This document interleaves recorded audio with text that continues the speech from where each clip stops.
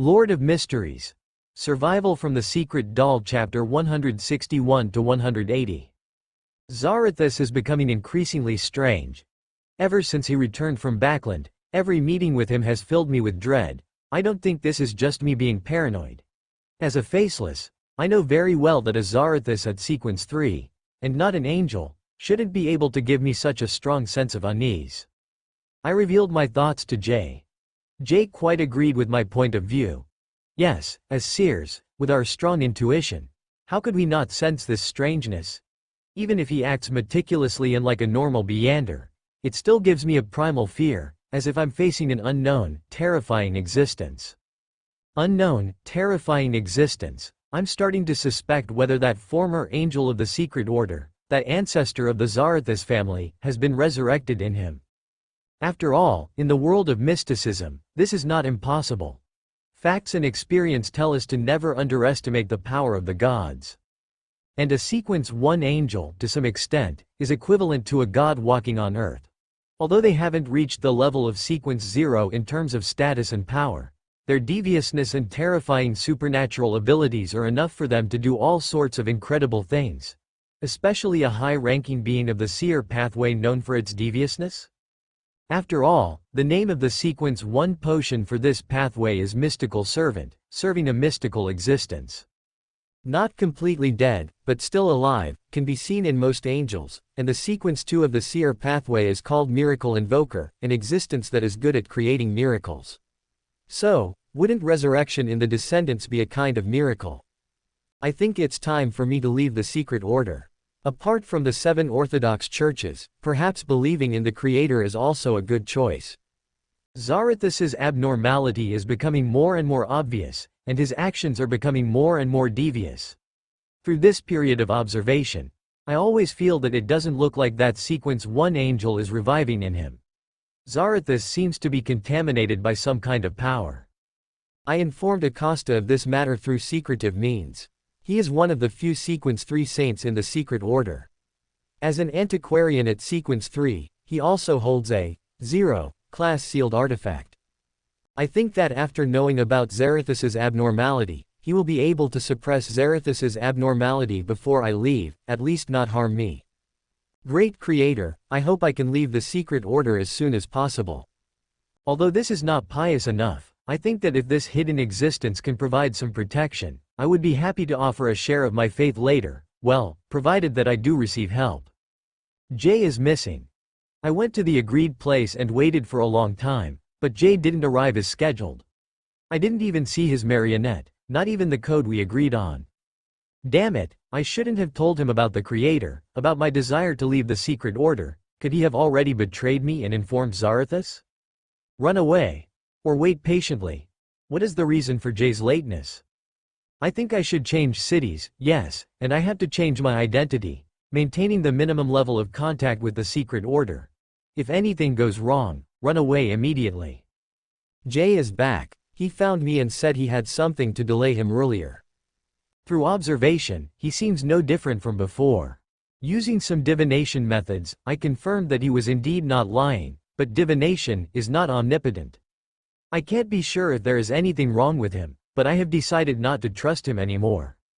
Zarathus didn't bother me, as if I wasn't important, but Jay, for a moment, I felt that the aura on him was somewhat similar to Zarathus's state.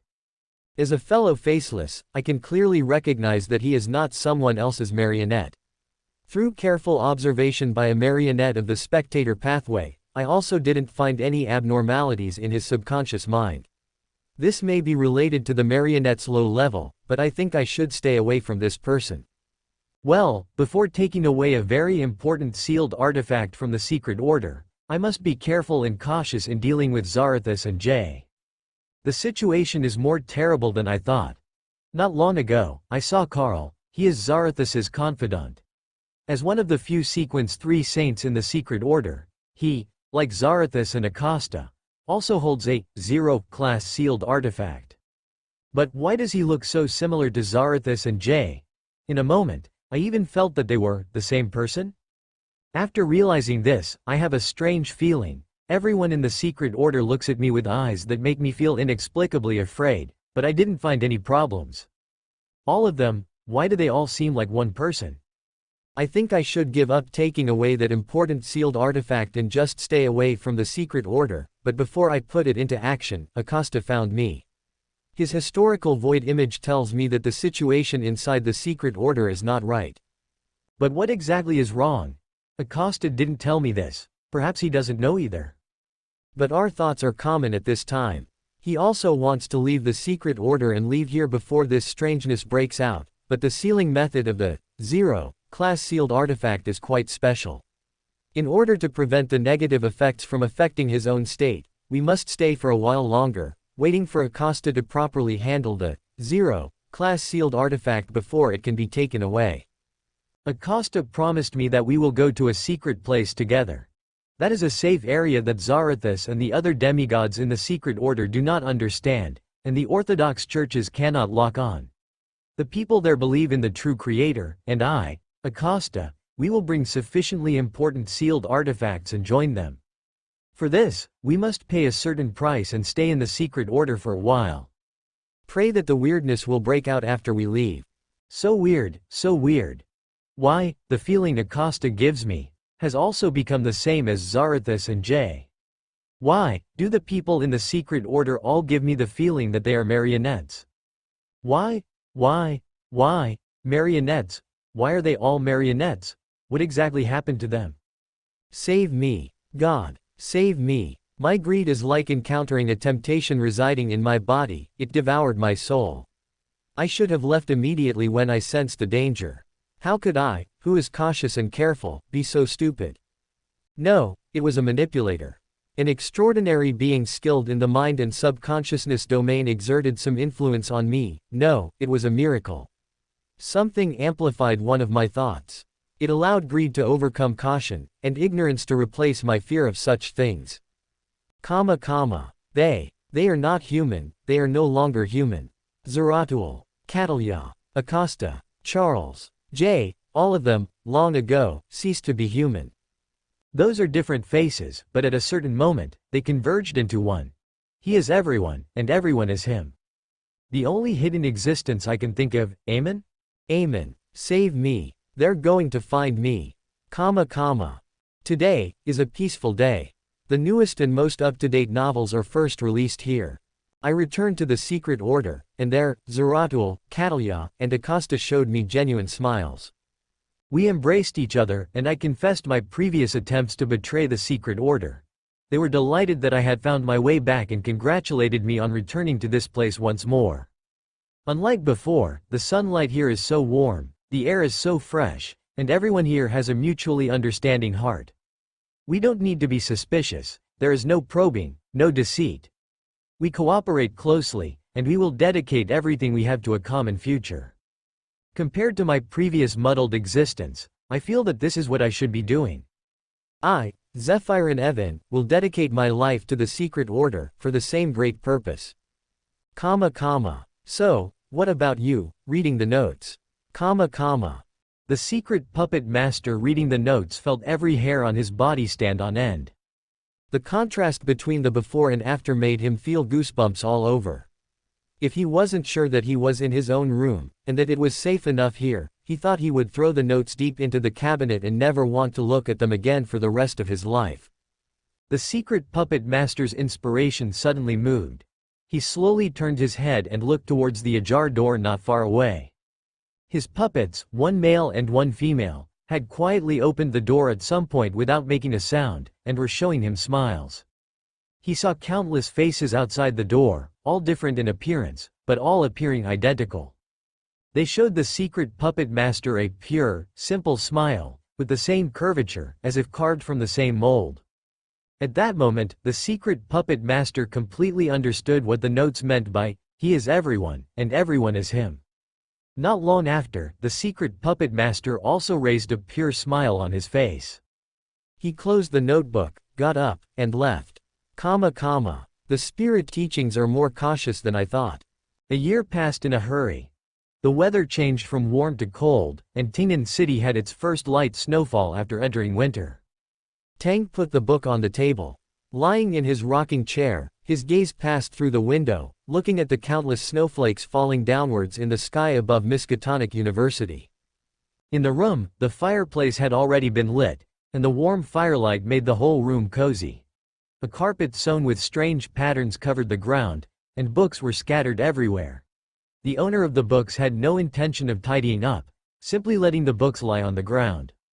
Covered with a blanket, Tang reached out and took the cup from the table next to him.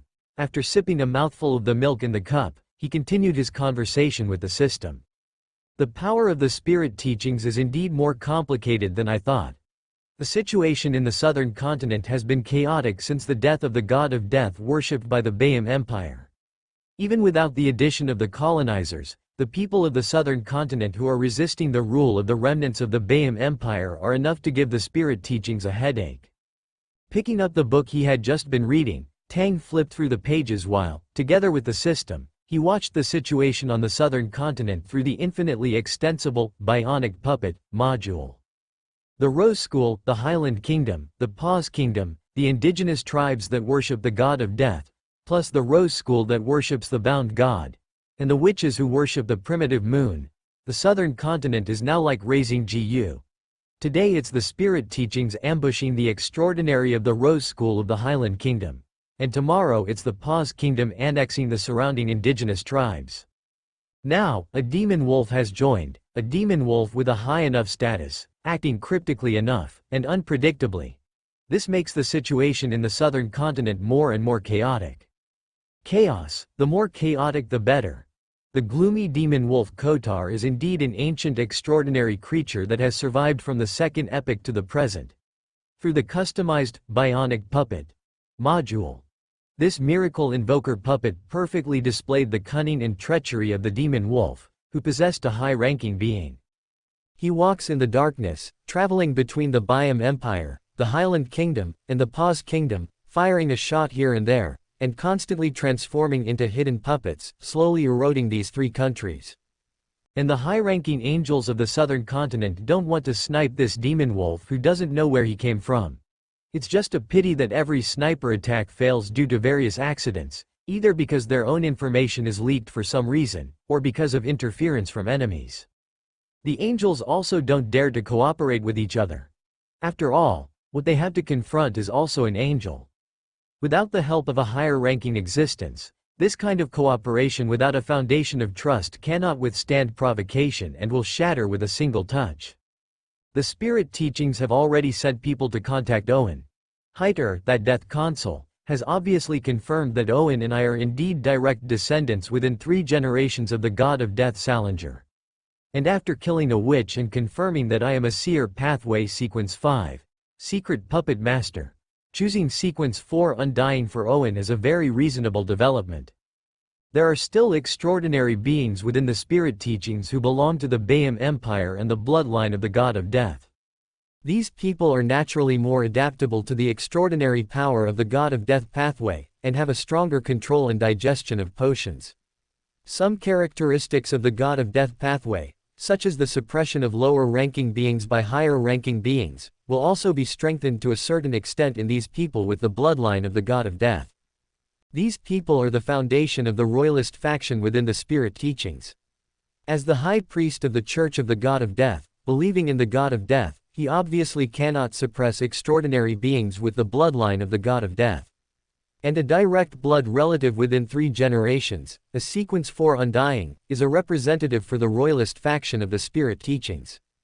Through the gloomy demon wolf Kotar's authority over miracles, Tang moved the wheel of fate, giving himself and Owen good luck, amplifying the possibilities he envisioned, and constantly arranging puppets who had infiltrated the spirit teachings.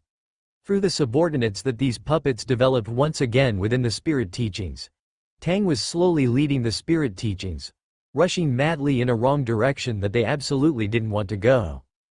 After admiring the chaotic battle situation on the southern continent and obtaining some useful information and upcoming decisions from the lower-level members developed by the spiritual church, Tang integrated the current situation on the southern continent. Subsequently, he rearranged the actions of other secret puppets on the southern continent, adjusted the strategy, and focused on the indulgent faction of the Rose School in the Highland Kingdom. It feels so good to be a boss quietly behind the scenes, without having to do anything myself. Withdrawing his gaze from God of Wishes Cotter, who was acting as a troublemaker on the southern continent, Tang looked at the land abandoned by God and then at Silver City. The secret puppet placed in the land abandoned by God had already reached the edge of the land abandoned by God more than half a year ago, seeing the layer of gray-white mist that seemed to extend infinitely and even enveloped the entire continent. Tang and his secret puppets tried to cross the gray mist to reach the western continent, which was sealed by the celestial worthy of good fortune, locking away the source materials other than the source castle and the Chaos Sea. However, all his attempts failed to see any hope of success. Or rather, in the face of this level of interference, there was no so-called hope at all. Even through Euclidean space, after a person or secret puppet entered the thick fog, they would soon be enveloped by the fog and unable to move. This sensation was similar to Tang's previous attempt to enter the Source Castle, but compared to that time, the gray mist covering the western continent was more rigid, and it was even impossible to notice that it had been quietly invaded internally. Only some essential forces affected Tang and his secret puppets in the higher dimensions. As for those secret puppets enveloped by the thick fog, they were trapped inside. Therefore, Tang had to abandon those secret puppets and use the extraordinary abilities of the trickster to replace the secret puppets with insects, reducing the losses. The only fortunate thing is that this gray mist seems unable to block the connection between the spiritual line and me. Is it because of the power of the knowledge more, leading to the extension of crazy knowledge? However, indeed, before the arrival of the Doomsday in 1368, or before the birth of the new Lord of Mysteries, this layer of gray mist will not be able to be passed through by any other means, unless some things that originally belonged to the interior of the western continent are borrowed to achieve the purpose of deceiving the gray mist. In many historical fragments of the Fourth Epoch, the Age of the Gods, there were signs that the source material penetrated the seal of the celestial worthy of good fortune and infiltrated the real world, such as the tributary of the eternal Night River, which is now flowing in the deepest part of Calderon City. In the tributary, there are the death imprints of the former death god, Gligalai, and his grandfather, Salinger. For example, in Pinzi town, the power of the City of Calamity has eroded it. This has caused unspeakable changes in Pinzi town, making that area quite terrifying.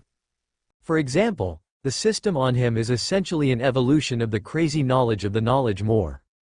The activation of the hidden sage, the mutation of the Trensoest brass book, many hidden secrets of the Fourth Epoch may have more or less to do with the source material.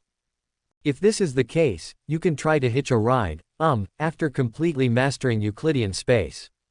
After I become an angel and can use Euclidean space more deeply, I can use the channel connected to the main system of the system and use the knowledge-chasing people mode to turn myself into a stream of information and pass through the channel opened up by the knowledge more. It should be able to bypass the celestial worthies blockade of the western continent. Perhaps, I can go in and take a look at the situation in advance. Of course, Tang had tried to use the Sun Scepter to trigger the power of the Chaos Sea, trying to blast a passage above the gray mist covering the western continent, but the power of the Chaos Sea mobilized by the Sun Scepter was not much after all, and in the end, it could only end in failure. Either honestly wait for the Doomsday to come, or cultivate a new Lord of Mysteries. Otherwise, in this world, apart from the celestial worthy and God, can the extraordinary people of the Mystery 3 families pathway and the omniscient and almighty 5 pathways ascend to the old day status before the arrival of the old days? Don't even think about it. And the birth of the Lord of Mysteries is very likely to lead to the resurrection of the original Lord of Mysteries. Old silver coin. Roasting by the fire. Tang cursed this pillar who didn't know how long he had been dead, playing conspiracy to the extreme. As expected of the Lord of Mysteries, it is not difficult to see from this that Amon and the Lord of Mysteries are still easier to get along with. The Goddess of the Night doesn't know that Klein is an alternative option now. Maybe to some extent, I am one of the alternative options for the Lord of Mysteries that the Goddess of the Night wants. And this alternative option may also help me to get the Sequence 1 Mystery Servant's extraordinary characteristics from her in advance. After all, the state of half a fool is really too bad. Under the circumstances of completing the Ancient Scholar and Miracle Master rituals, Miskatonic University will definitely be exposed to the Night Church. For the goddess of the night, Tang, who has the old day imprint, is obviously a better partner than half a fool, isn't he? Now, Silver City, which is completely in a free-range state, is still brightly lit in the dark depths. By the side of the road paved with black-green stone bricks, there seems to be something strange planted. That seems to be a tree with strange things growing on it. Ah! Tang suddenly withdrew his gaze and looked at the experimental field next to the Miskatonic University-affiliated hospital. A secret puppet raised its head, seeming to notice Tang's gaze. Tang glanced at the commotion made by the secret puppets of the farmer pathway in his own experimental field during this period, and then quickly shifted his gaze once again to Silver City in the land abandoned by God. He couldn't help but click his tongue. What did you bring in from the outside? No, what did you say to those druids? Silver City, former chief, Sequence 4 demon hunter, Gar-Bray looked at the sky and planted the sapling covered with eyes in his hand. There were not many people around him. Not far away, there seemed to be other demigods of Silver City standing there, the other members of the six-man council. They were either protecting or monitoring the former chief of Silver City, who had broken away from the state of being out of control for unknown reasons. It's nothing. Shaking off the monster blood on his hand, Gar-Bray planted the sapling with eyes in a pit. Many monster corpses were buried in the pit. After the roots of the sapling covered with eyes came into contact with the monster corpses, they stretched and grew rapidly, seeming to take root deeply in those monsters, absorbing their nutrients. Gar-Bray used soil to bury the roots of the sapling, along with the corpses of those monsters. Tang looked at it with a distorted face, leaning back. Good fellow, really good fellow. I don't believe it. What the hell is this? The demon hunter had no expression, but you didn't say that it wasn't allowed to do this. I didn't say that this kind of thing was allowed either. Tang almost crawled to Silver City and shook the neck of his own secret puppet in twisted screams. Ah, no, what are those druids researching? Is the theater managing it? Theater? Hee hee, I'd just like to see you jumping around. You're anxious, you're anxious. Let the druids go and find some more rice with ears, trees with heads, grass with mouths, and so on. Eat as much as you can. This is the land abandoned by God, so having something to eat is already good. System. Hee hee. I don't know why, but it just hee hees along. Tang. There's nothing hee hee about this. Would you dare to eat fruit from a tree full of eyeballs? It's better to grow mushrooms.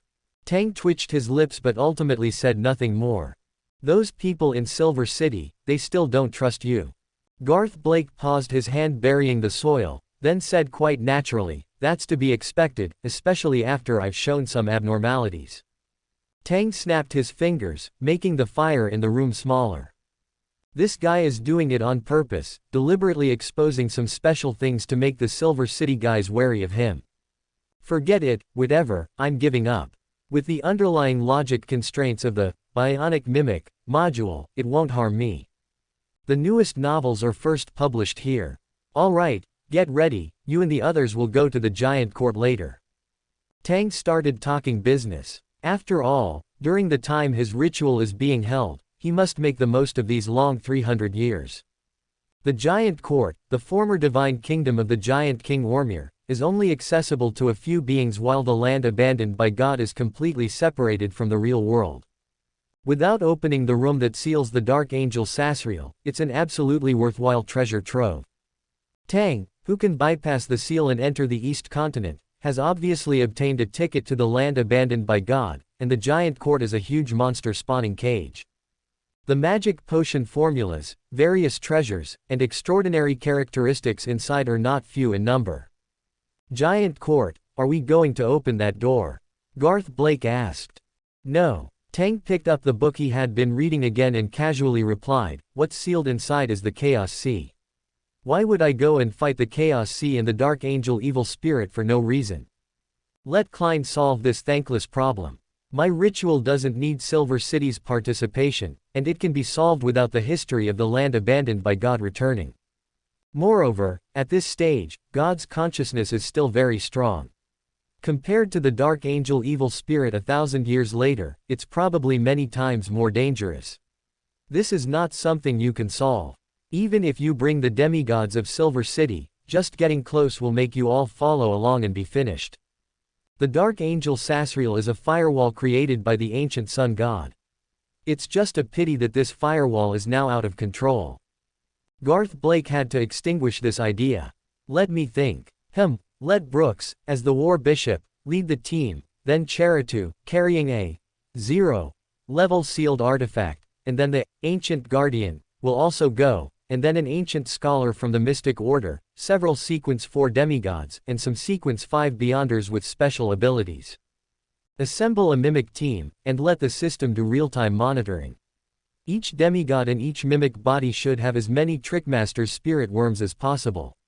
Equip some worm mimics in Euclid space for emergencies. This kind of combat power should be able to sweep away any area except that door. The harvest should be very rich, but the only problem is the true creator. We'll talk about it when we encounter it. If it really doesn't work, we'll just retreat. Although I haven't faced a true god directly letting the mimics exchange with the mimics on the northern continent will prevent him from chasing after us. If you chase, your enemy is not within the aiming range. Chasing will result in being beaten up by the 7 gods together. Are you angry? After arranging things on the land abandoned by God's side, Tang turned his attention to the Mystic Order again. After a year of erosion, with the top leader rebelling, the Mystic Order has been eaten away by Tang's mimics. What a pity, old Cheritu's legacy. Tang shook his head regretfully. After reading the book for a while, he put himself in the rocking chair, rocking, and sighed comfortably in the warmth of the fireplace and the snowflakes falling outside the window. System, I'm thinking, should I customize some characteristic actions for myself? The system was puzzled. Host, what do you mean by characteristic actions? For example, Amon. Look, doesn't this god of deceit directly wear a monocle after parasitizing someone? This behavior has also caused some Beyonders who have faced Amon to involuntarily feel afraid when they see someone wearing a monocle. Tang stretched out his hand, touched his chin, and looked at the ceiling. I'm thinking, this kind of symbol is sometimes quite interesting. If I eat the 2nd, 3rd, or even 4th Trickmaster potion, with this kind of trickery, I think I can quickly digest the potion. Of course, this should also help me play the role of a servant of the fool. After all, the Lord of Mysteries always needs some mysterious servants, doesn't he? But host, you're already scary enough.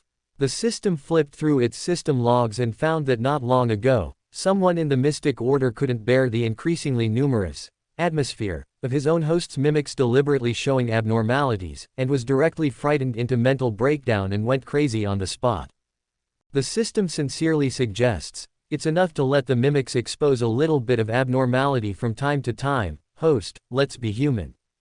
Well, then I'll be a maggot. Tang directly happily decided not to be human anymore. Wearing a monocle is still a bit repetitive with Amon. Amon now wears a monocle on his left eye. How boring. If he still wore it on his right eye, maybe I could reverse interfere with Amon through the wrong uniqueness. Amon hasn't been near Tingan for a long time. The villain is quiet, and must be up to something. I just don't know what Amon plans to do. Well, this point also has to be guarded against. So, with Amon as a cautionary tale, it seems a bit out of character for my mimics to wear a monocle. What posture should I use? Peel off my face to reveal unprotected flesh. Open my skull to show an empty head. Or turn my body into the appearance of a spirit worm, presenting a half-human, half-worm appearance. It always feels too bloody and violent. Although I tried the exact same smile before, that kind of smile must reach a certain number of mimics to create a rather terrifying appearance. It's difficult to create a situation where just one will reveal an incomparably fearful situation. Tang pondered for a while and decided to do a few dream divinations to find inspiration. Through understanding horror, the bizarre, and the grotesque, and following the methods of dream divination, Tang began to reread the novels, movies, and various horror stories he had seen in his previous life after entering a dream through meditation. This plunged him into a rather deep sleep, and the system followed its host into the dream as well. The two, man and system, held popcorn conjured from the dream world, not trying to recall everything at once, but treating it as a way to pass the time, watching the complete details of those terrifying plots hidden deep within the subconscious. With a considerable accumulation of knowledge in the mysteries, and aided by magical items related to the dream and mental realms, Tang's practice of opening a private cinema within his mind island was perfectly reasonable. Many things had long been forgotten with the passage of time, but all their contents were faithfully recorded in the depths of the subconscious sea, recorded in the depths of each person's spiritual body, and could be redisplayed through special means, in the form of dreams, those things that the person thought they had already forgotten. By excavating countless scenes once seen from the sea of the subconscious, in order to find specific parts that one wants to know and understand, this is the origin of dream divination. Taiwan novel website right-twkan.com. By asking questions to one's own spirit, and having the questions answered by one's own spirit, the world of Beyonders always has various methods to achieve many things that ordinary people can never imagine. It's just that people today are limited by their own cognition, and Beyonders obviously wouldn't be bored enough to try doing such things. Emperor Rosal had not yet descended from the Saphira castle, and the tide of the steam and machinery age had not yet appeared.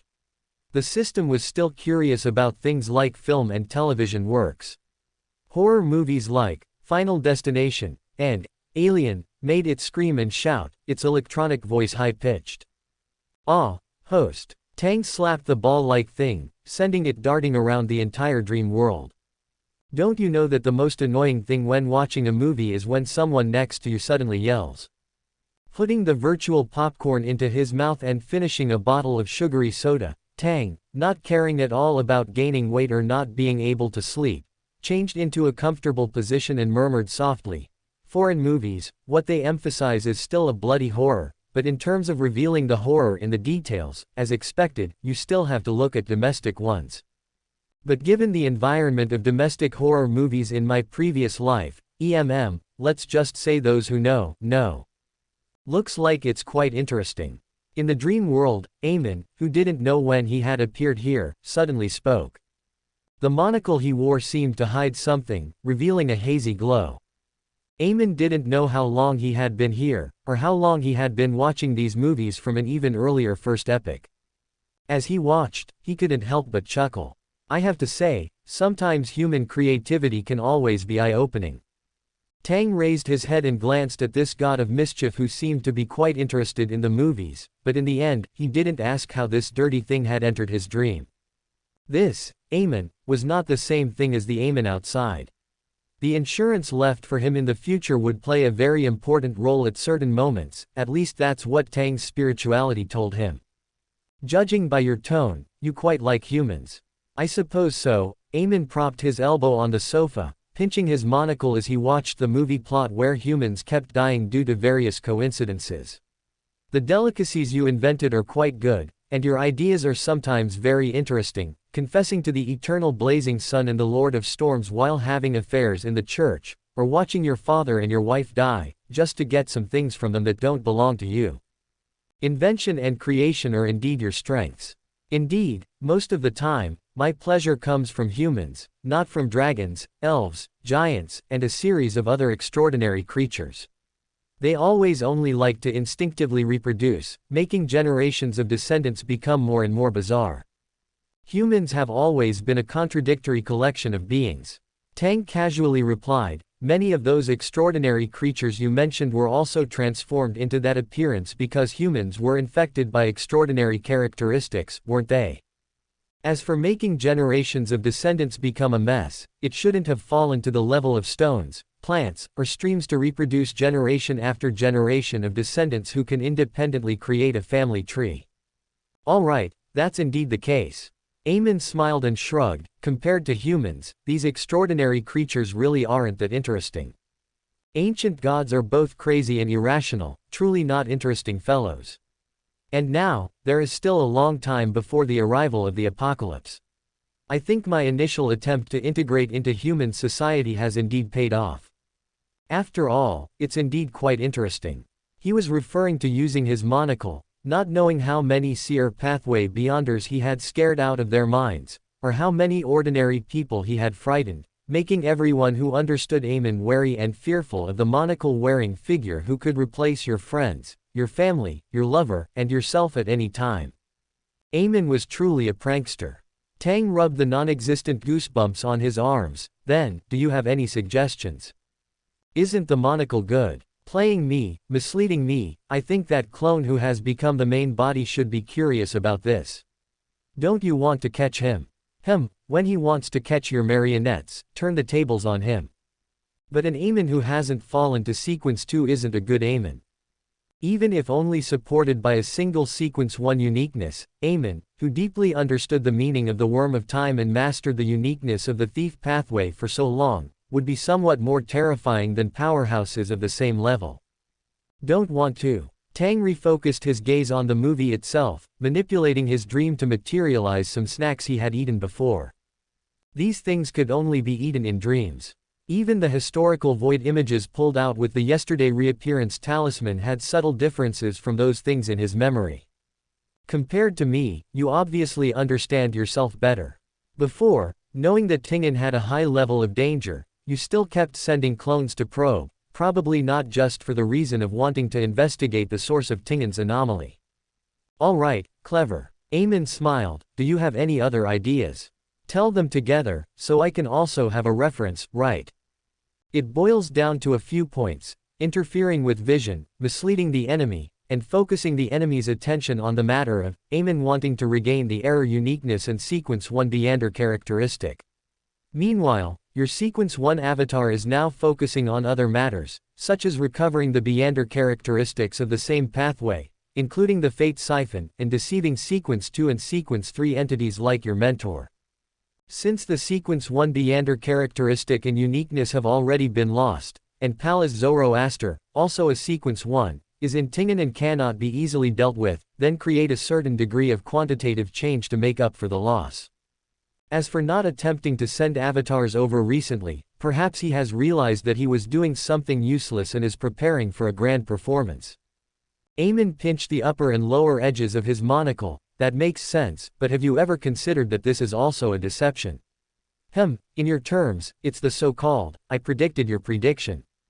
This period of silence could simply be him looking for other ways to accommodate the uniqueness of other pathways, or to ascend to the godhood of other pathways, such as, the Fool.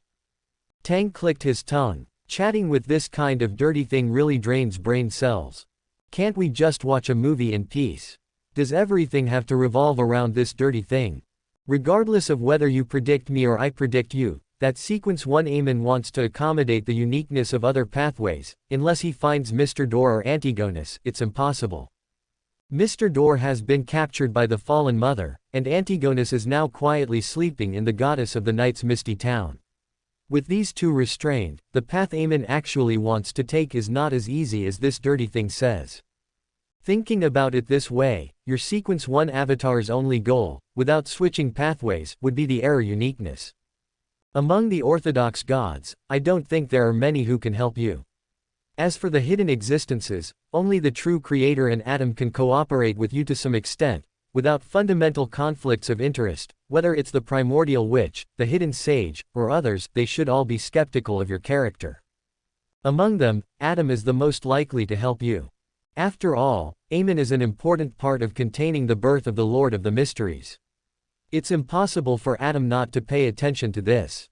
Preventing Adam from invading the collective subconscious ocean of Tingen City, and guarding against the era trends set by the author, this is what the Seer Pathways marionettes in Euclidean space have been doing. However, so far, he has not discovered this phenomenon. Furthermore, if Adam hasn't become a god, as long as I inform the Lord of Storms, the God of knowledge and wisdom, and the eternal blazing sun that he is the ancient sun god, then my side will directly gain 3 sequence 0 level allies.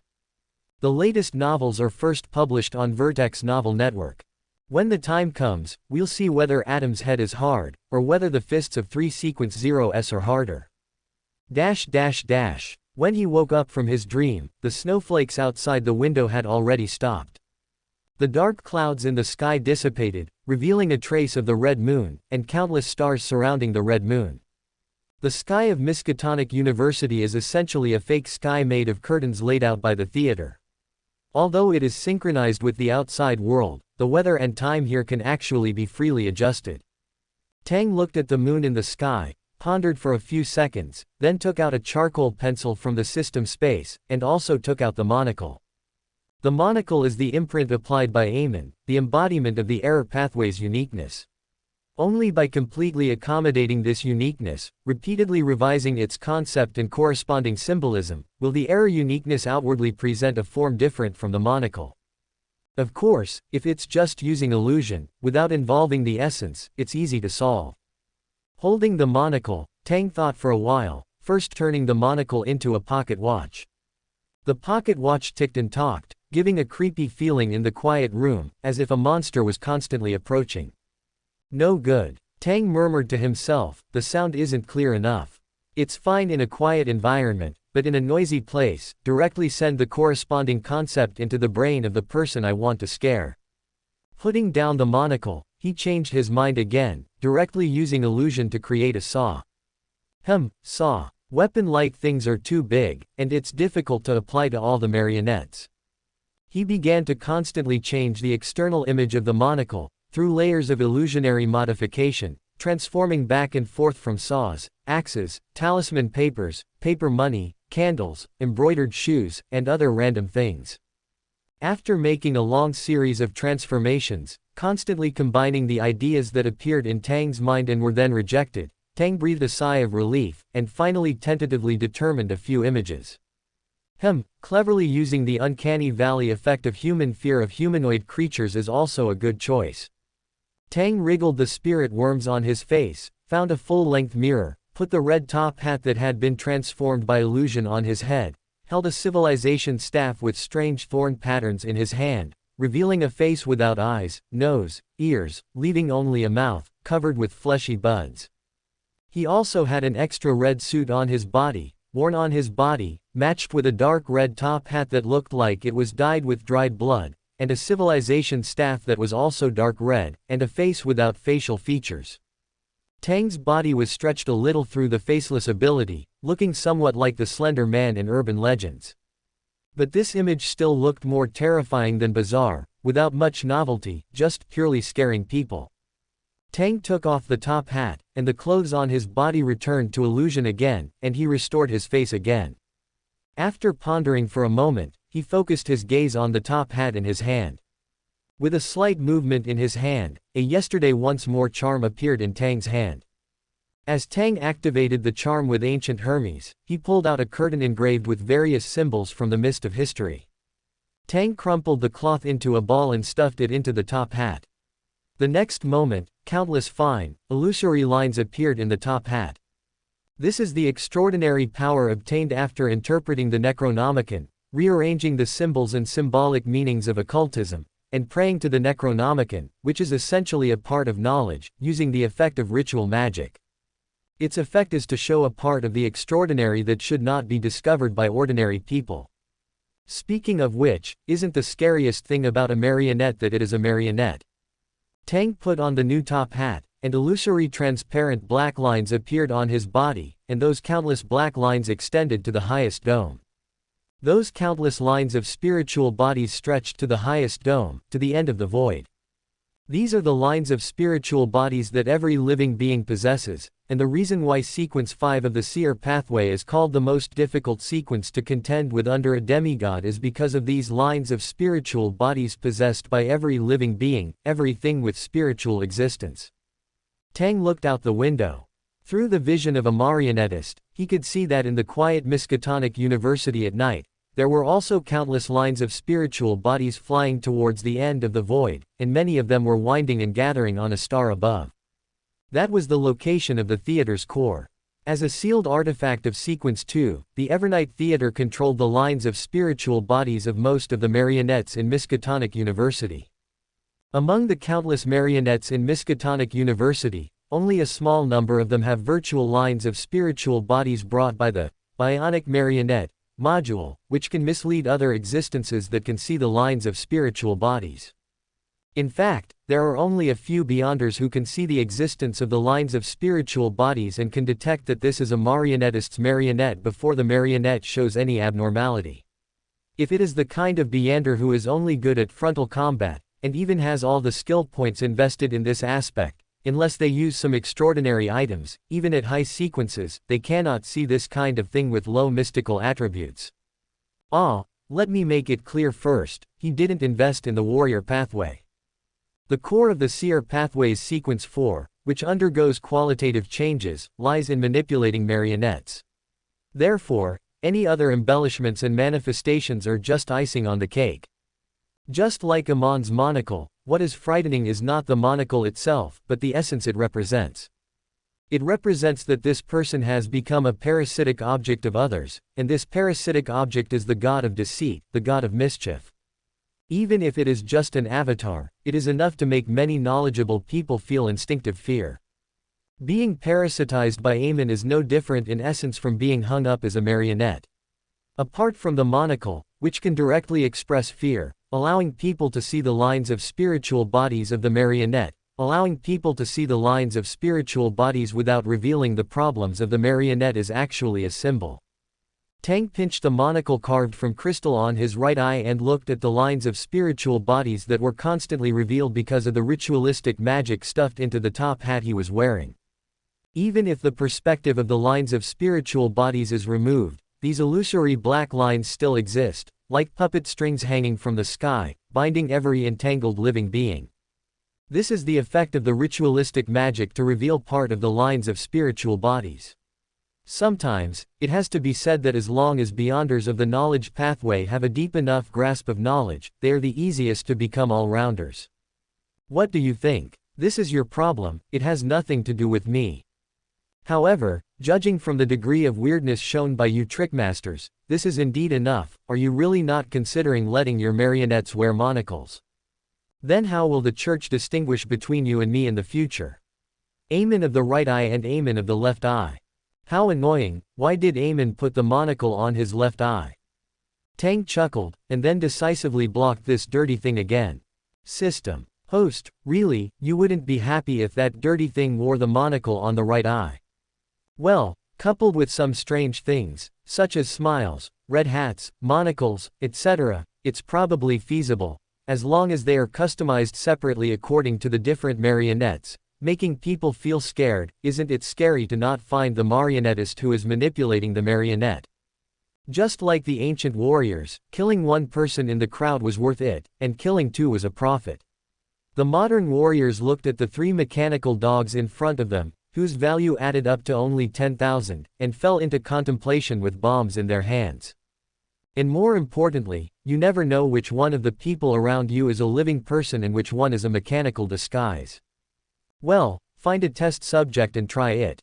Tang moved his gaze away from those outsiders in Miskatonic University, that is, those students, and thought carefully.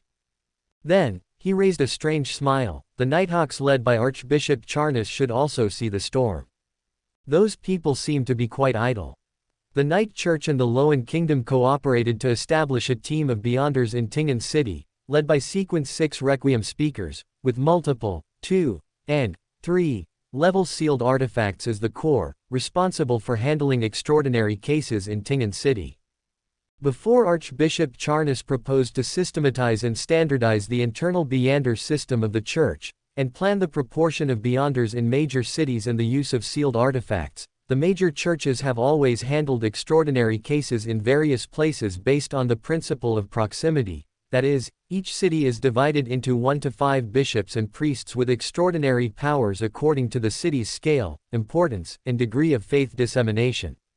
These bishops and priests generally preside over the prayers of believers in daily mass, and also deal with extraordinary events related to those believers who believe in their own faith. This set of plans has been ongoing since the establishment of the Loen Kingdom. However, not all extraordinary cases in various places will be uniformly reported to the Church by the people. There are always people with shallower beliefs who will inform the local governors, government personnel, and territorial lords of these things, but in major cities, except for areas where troops are stationed and places where there are direct Beyonders of the Loen royal family, the government can hardly deal with such things properly. When these anomalies are noticed by the Church, they have often spread to a degree that is difficult to deal with properly. The bishops and priests have to ask for help from the larger churches nearby. Even if the request for help receives an effective response, in the meantime, the anomaly has caused greater casualties. The large-scale sacrificial ritual involving the blood sacrifice sect more than a year ago is an example. The insufficient number of Beyonders, the trouble of communication, and the lack of a good communication environment between local governments and churches are all part of the reason for this situation. The weakness of the official Beyonder forces and the difficulty in controlling high-level sealed artifacts with terrible negative effects are also an aspect.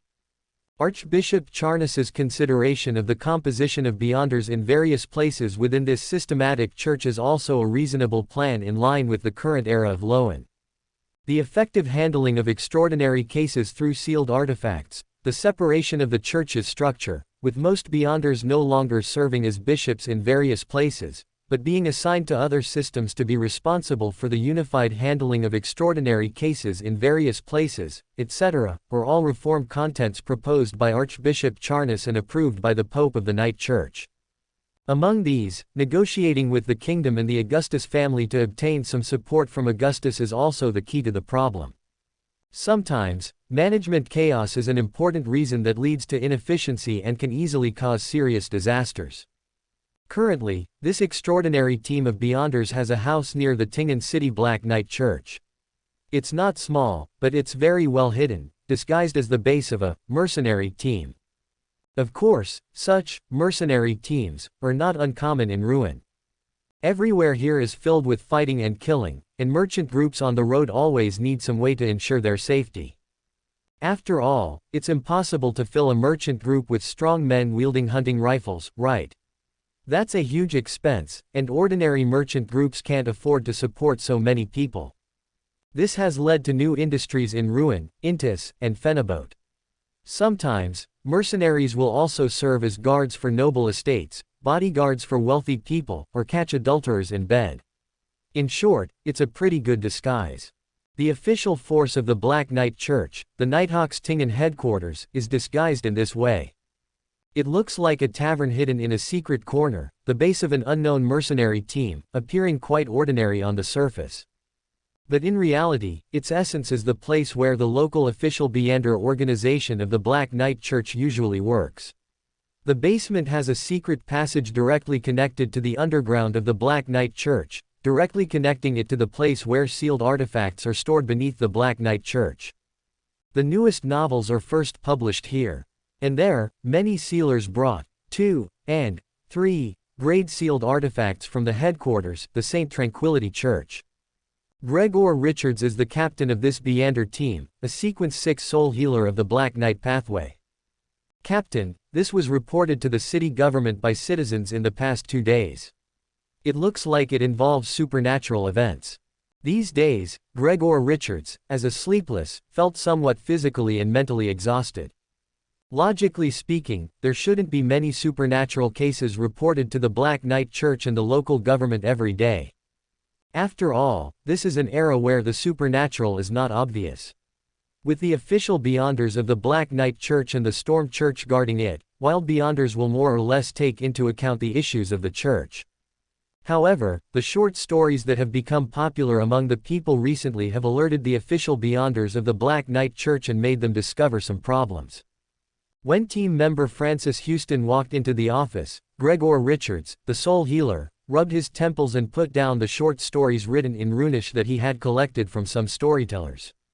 What intelligence has the government received this time? Gregor Richards asked while browsing the important intelligence screened by the team members. Someone reported that they saw a tall monster, like a giant, walking around in white clothes at night again, Francis Houston said with some unease. Also, the lady walking in the rain with a pale face and like an oil painting, written in the short stories found from the storytellers a few days ago has also appeared in the past 2 days. During this period, according to the prayers of the goddesses believers in the church and some letters received from the government's chief executive, it was mentioned that the bizarre stories told by the storytellers in the largest taverns in Tingen recently seemed to be really happening.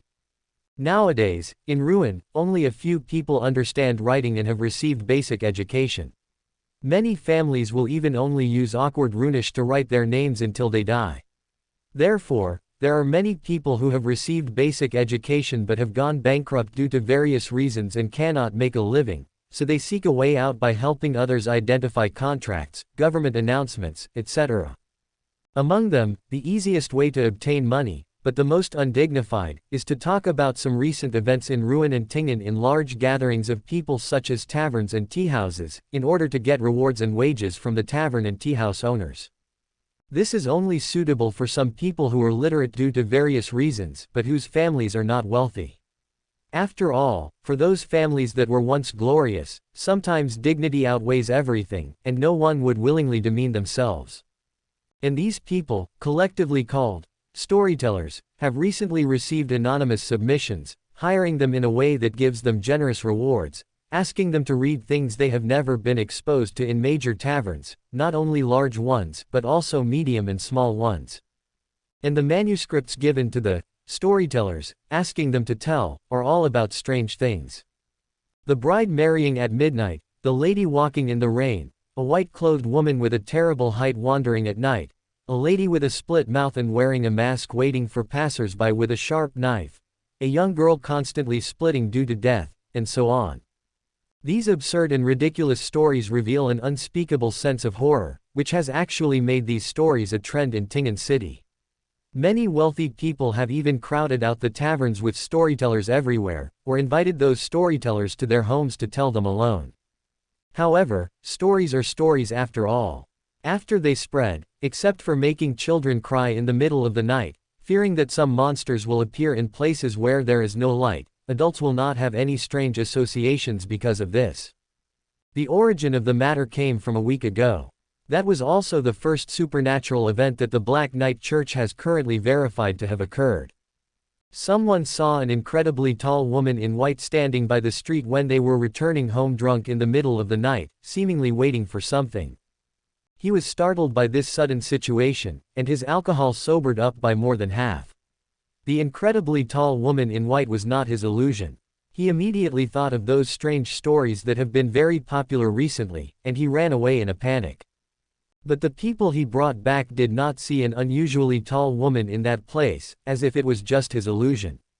Some people thought that the drunk man was really too drunk and mistook the street signs and houses for women, and were ridiculed for a long time, until the second time someone also saw the woman with an obviously abnormal height appear, and heard his own wife's voice from this abnormal woman's mouth. The man was very puzzled, because his wife had disappeared half a year ago. The nearby neighbors all said that she couldn't stand her husband's uselessness and left Tingen City with her lover, and this man loved his wife too much, so he had a delusion. But this husband, who also saw the woman, died inexplicably a few days later. What was terrifying was that in the husband's house, a tightly wrapped, highly dehydrated, and terrifying dried corpse was found. The dried corpse was wearing the clothes that the wife, who was rumored to have eloped with her lover, was wearing. These are two cases with records of unusually tall giant women being sighted. And in the last 3 days, amidst the heavy rain, witnesses have seen a woman strolling in the rain like a figure from an oil painting. The witness is a 30-year-old coachman named Early King. He's not a local, he moved to Tingen a year ago. 3 days ago, Early King was waiting for customers at the tavern entrance as usual. Recently, many people have been returning to bars and similar places to listen to strange stories. And this kind of rainy weather allows these coachmen who rent out carriages to earn higher rewards than usual in public places like taverns and teahouses, where large numbers of people gather. Those ladies and young misses, while their family circumstances may not be sufficient to afford private carriages, are often more generous when it comes to rentals. According to Early King's description, the night was already very dark, and there were not many people on the road. Before waiting for employers to come to the door, these coachmen generally wouldn't move, which allowed him to notice a woman walking along Snick Street in the rain, appearing very abruptly on that street. On a rainy night, a woman with a good figure, without an umbrella, walking in the darkness and rain, did indeed seem unusual and strange. Early King initially thought it was just a wealthy young lady or madam who hadn't brought an umbrella and was preparing to eagerly promote his carriage, hoping to close this deal before those listening to stories in the taverns came out. But unexpectedly, when he got closer and saw the woman's face clearly, what he saw was a woman who looked as if she had been painted all over with oil pastels, with only a thin surface. That wasn't how a living person should look. The woman walked on the street, with crisp footsteps, mixed with the sound of rain. Her slightly squinted eyes didn't seem to be open, and she had a pale face, wearing a black dress and a strange hat. When he saw that the woman was only a thin surface, Early King was completely stunned. He didn't even know when the woman had walked past him and disappeared at the end of the street. Early King returned to his rented room and fell seriously ill, experiencing all kinds of hallucinations. According to Early King's own description, he often hears the sound of a second person's footsteps and strange breathing in his house, and sees a pair of eyes full of white, like those of the woman. He has become strange, restless, and fearful, and has had to stop working. He is now at the city hall, and doesn't seem to be in good condition. Have you found out who is making those storytellers tell these stories? Soul Man Gregor Richards, after listening to his team member's reply, pondered for a moment and asked. With his knowledge and experience in mysticism, there must be a close connection between these stories and these possible supernatural cases. Team member Francis Houston, a Sequence 8 Midnight Poet, hurriedly said upon hearing his captain's inquiry. The government has approached those storytellers, but according to their confessions, those articles were all delivered to their residences, with the location of the storytelling venue and the reward attached. They have never seen the writer in person, nor do they know how the other party delivered these things to them. In other words, the person spreading these stories has never truly appeared in front of those storytellers. Gregor Richards rubbed the article in his hand, thought for a moment, stood up, and picked up the black windbreaker hanging on the back of the chair. Call Gerg and Bev. We'll go to the city hall and try to understand the specific situation from Early King. I'll go get a 2-level sealed artifact later, 2051, Sun Silver Cup, to determine whether Early King is affected by pollution and corruption, etc. This Tingen City official extraordinary team directly assigned by the Silent Church, the headquarters of the Winter County Church of the Night, in addition to carrying a 2-level sealed artifact and a 3-level sealed artifact, the team leader is an extraordinary of Sequence 6, there are also 6 members. Among them, 2 are locals who came into contact with the mystical circle within the past year due to supernatural cases and joined the Church of the Night after passing the sanctuary's review and permission. This is also a plan proposed by Archbishop Chanes, so that believers who believe in the goddess, if they come into contact with corresponding supernatural cases, then sign corresponding confidentiality agreements, or absorb them into the official team to undertake part of the work. In this team, there are 3 Sequence 9s, 2 Sequence 8s, and 1 Sequence 7, who serves as the team's vice captain, Sequence Richards, a Sequence 6 of the Sleepless Pathway. In the team, in addition to the complete Sleepless Pathway mastered by the Church of the Night, there are also extraordinary individuals from the Death Pathway, the Seer Pathway, the Secret Sorcerer Pathway, and the Warrior Pathway. Among them, the team's vice captain, Woven Taylor, is a Sequence 7 of the Warrior Pathway, the Potion Name Weapon Master. The 2 people Captain Gregor Richards mentioned, Gerg is a Sequence 8 Gravedigger, and Bev is a local of Tingen. More than half a year ago, she was absorbed by the church due to some special supernatural cases and became a Sequence 9 seer, familiar with some local customs and cultures. Compared to outsiders like Gregor Richards, she can play a greater role in certain situations. Okay, Captain. Francis Houston nodded and left the office. Gregor Richards put on his black windbreaker, his azure eyes were deep and solemn, and he looked quite like a mercenary. He also walked out of the office. Unlike the midnight poet Francis, he walked towards the basement, preparing to pass through the underground passage and go to the sealed artifact sealing area set up underground by the Church of the Night to take out the 2-level sealed artifact, 2051, a sealed artifact with extraordinary abilities in the Sun domain. A 4-person team quickly took action. They first arrived at the location of the government and met the ordinary coachman who was obviously showing signs of madness. I saw it. She's right next to me. Behind you. Right behind you. The shrill voice made the 4 official extraordinary individuals frown. Soul Man Gregor looked at the government staff next to him and asked with a frown, has he been like this the whole time? The government staff member said helplessly, "Yes, ever since he came here, he has been saying that there are figures of that lady who walked out of the rainy night everywhere around us, but we haven't found anything." He added, "When no one is close to him, he hides in the corner, covering his ears, shouting, 'Don't come, don't come,' while also saying, 'Don't look at me, don't look at me,' something like that. Sir, I feel like his mind is a little abnormal." "All right, I understand the specifics. Next, we need to do a detailed inspection." Soul Healer Gregor dismissed the government worker and then looked towards the diviner among them. Diviner Bev was a lady wearing a flax-colored long dress, with her long hair tied up, appearing somewhat ethereal and carrying an air of mystery. "Bev, do a divination to see if this man has any problems." "All right, Captain." After Soul Healer Gregor finished speaking, he looked at the carriage driver who still wore a terrified expression. Beside him, Midnight Poet Francis placed the box he was carrying on the ground, preparing to open it.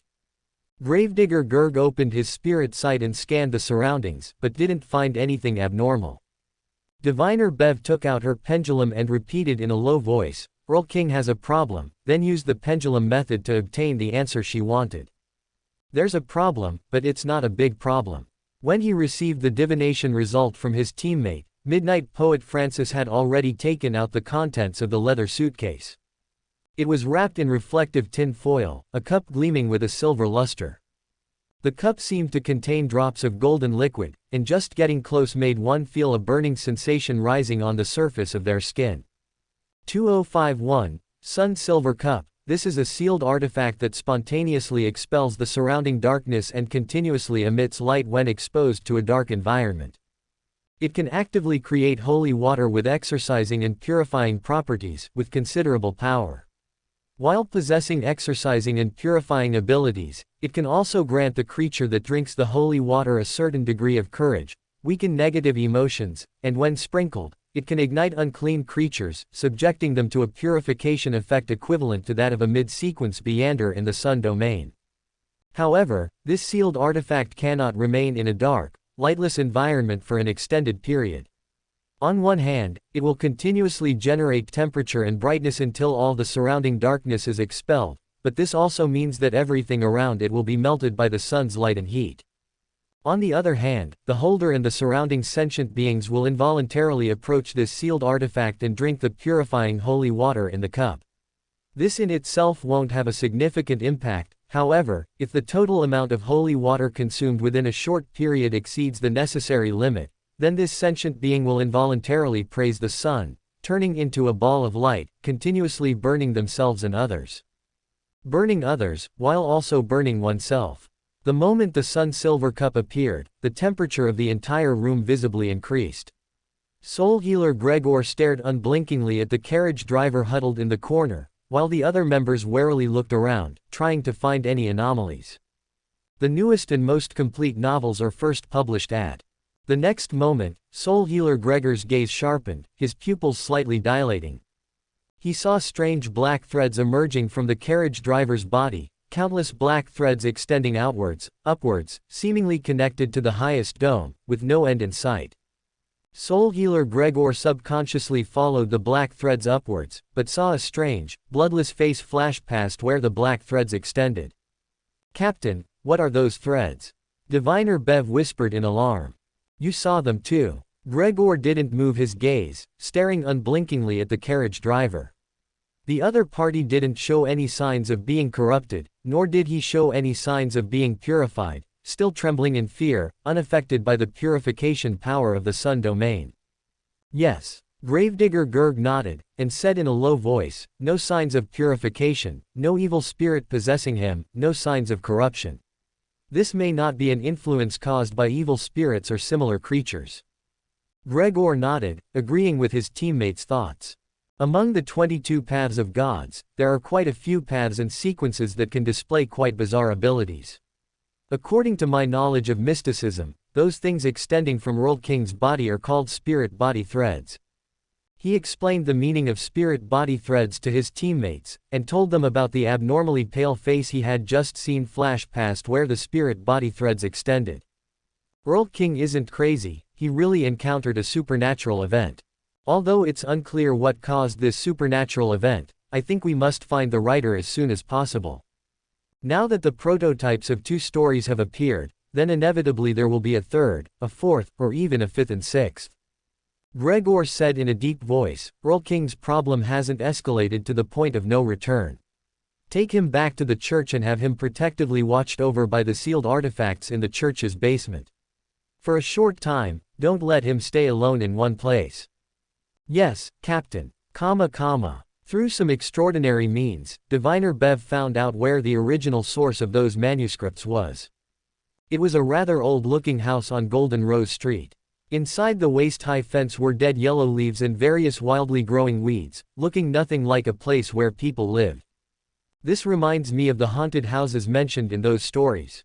Bev rubbed the goosebumps on her arms and couldn't help but complain, this house hasn't been inhabited for a long time.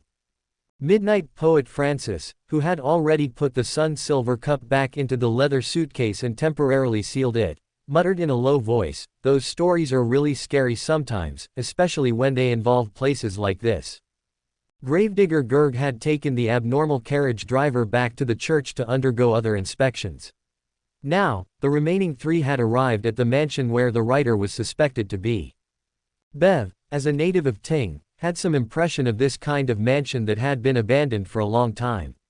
She recalled it and confirmed that this mansion had indeed not been used or inhabited in recent years, and there were no rumors of haunting. As a Beander who had been a diviner for more than half a year, she naturally performed a divination before entering the mansion. And the divination's revelation told her, extremely dangerous. Be careful, be cautious, Gregor said solemnly. The group opened the rusty lock on the fence and walked inside. The crimson moon hid behind the dark clouds, and the continuous rain made the mansion appear even more eerie and gloomy. Welcome to Fanfic Audiobook, your go-to place for immersive audiobooks. If you enjoy the content, don't forget to like the video and subscribe to our channel for more amazing stories. It looks like no one has lived here for a long time. The doorknob of this mansion was covered with a thick layer of dust, and the 2 Beyonders also noticed similar signs in places that the rain couldn't reach, making it hard to imagine that the writer really lived here. Could this really be a mistake in the divination? Belfi held the pendulum, unable to help but doubt her divination results. After receiving a hint from the captain that they could enter, Midnight Poet Francis held the silver sun cup covered with tin foil in his hands. Let's go. Okay. Belfi took a deep breath, and after mentally preparing herself, twisted the dusty doorknob. With a slight movement, the door made a spine-chilling creaking sound, slowly opening to reveal the dark environment inside. The 2 cautiously walked in, Francis ready to uncover the tin foil at any moment, letting the sealed artifact filled with the power of the sun domain pour out its power. Belfi had spirit vision, and Francis, being of the sleepless pathway, naturally possessed good vision in dark environments. The 2 walked into the dilapidated mansion one after the other, cautiously. At this time, Captain Gregor did not follow his team members inside. He found a place nearby that was not exposed to the rain, preparing to provide corresponding ritual magic assistance. Creating a relatively closed environment through the wall of spirituality, Anima sent Gregor immediately set up an altar and began to pray to the goddess. As sequence 6 of the Sleepless Pathway, having advanced to the Anima sent sequence, Gregor not only possessed numerous spells and spell-like abilities, but also mastered many ritual magics and extraordinary knowledge in fields such as divination. This allowed him to not only provide extremely powerful extraordinary ability assistance, such as nightmares forcibly dragging people into dreams, but also to serve as the host of ritual magics with a certain degree of danger. Preparing the wall of spirituality and lighting the candles, the sequence 6 Anima sent recited in Low Hermes. I beseech the power of the night. I beseech the power of scarlet. I beseech the favor of the goddess. I beseech, let me see clearly the situation inside this mansion, let me understand the changes in the surrounding spirituality. He planned to synchronize the information obtained from the ritual magic directly to Francis and Belfi, who were about to enter. In the howling wind, the candlelight flickering on the lit candles suddenly leapt upwards, merging into one, and strange images appeared one after another. The mansion was divided into 3 floors, 2 above ground and 1 below ground. The 2 floors above ground were full of weeds and cracks in the walls that could be seen from time to time. Rain fell from the sky and leaked in through the gaps in the roof of the mansion, causing the wooden parts inside to rot long ago. On the 1st and 2nd floors, the kitchen, the master's room, the study, and other places had tables, chairs, and benches randomly thrown on the ground, seemingly having been cleaned long ago, leaving nothing of value, looking desolate and without any value for exploration.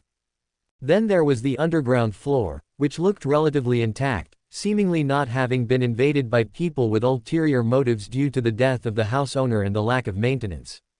Someone was hiding there. It was a disheveled, 30 or 40-year-old man who looked very old, but at the same time extremely crazy. He was holding a pen, seemingly depicting something on a canvas. The old man was now hanging his head, revealing a peaceful look. He had already been forcibly dragged into a dream by the power of the nightmare, losing his ability to resist. Now what Gregor needed to confirm was whether there were any hidden dangers in the basement. If there were, then he would use the symbols of the ritual magic to influence those hidden dangers, causing them to fall into slumber at the same time, and then wait for Belfi and the others to deal with them.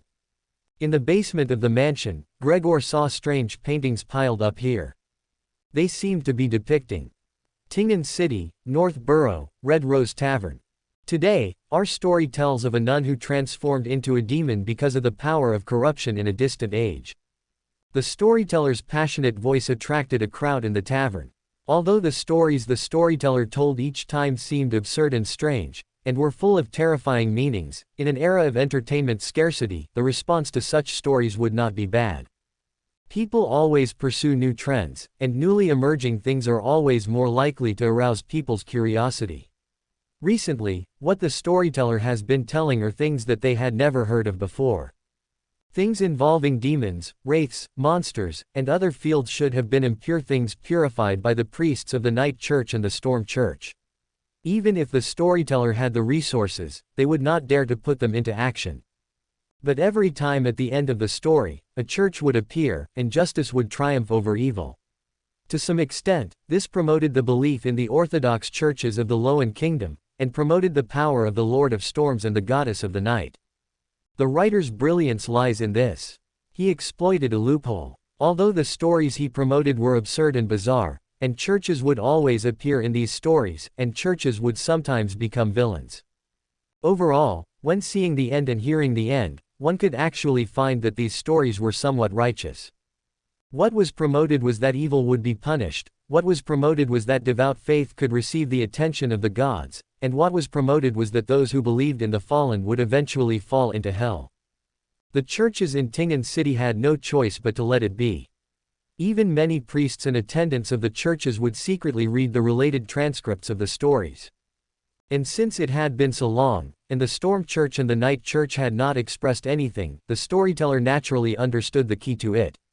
Even if he made his own modifications based on the stories, they seemed quite natural and could not allow the churches to find any fault. So, new stories were once again spread in many taverns and teahouses in Tingen City on a rainy night. It was a rainy night when 3 clergy members of the Night Church came to a church in the suburbs. The door of the mansion was opened, and as soon as Belfi and Francis walked in, the door behind them slammed shut. With a bang, Belfi was startled.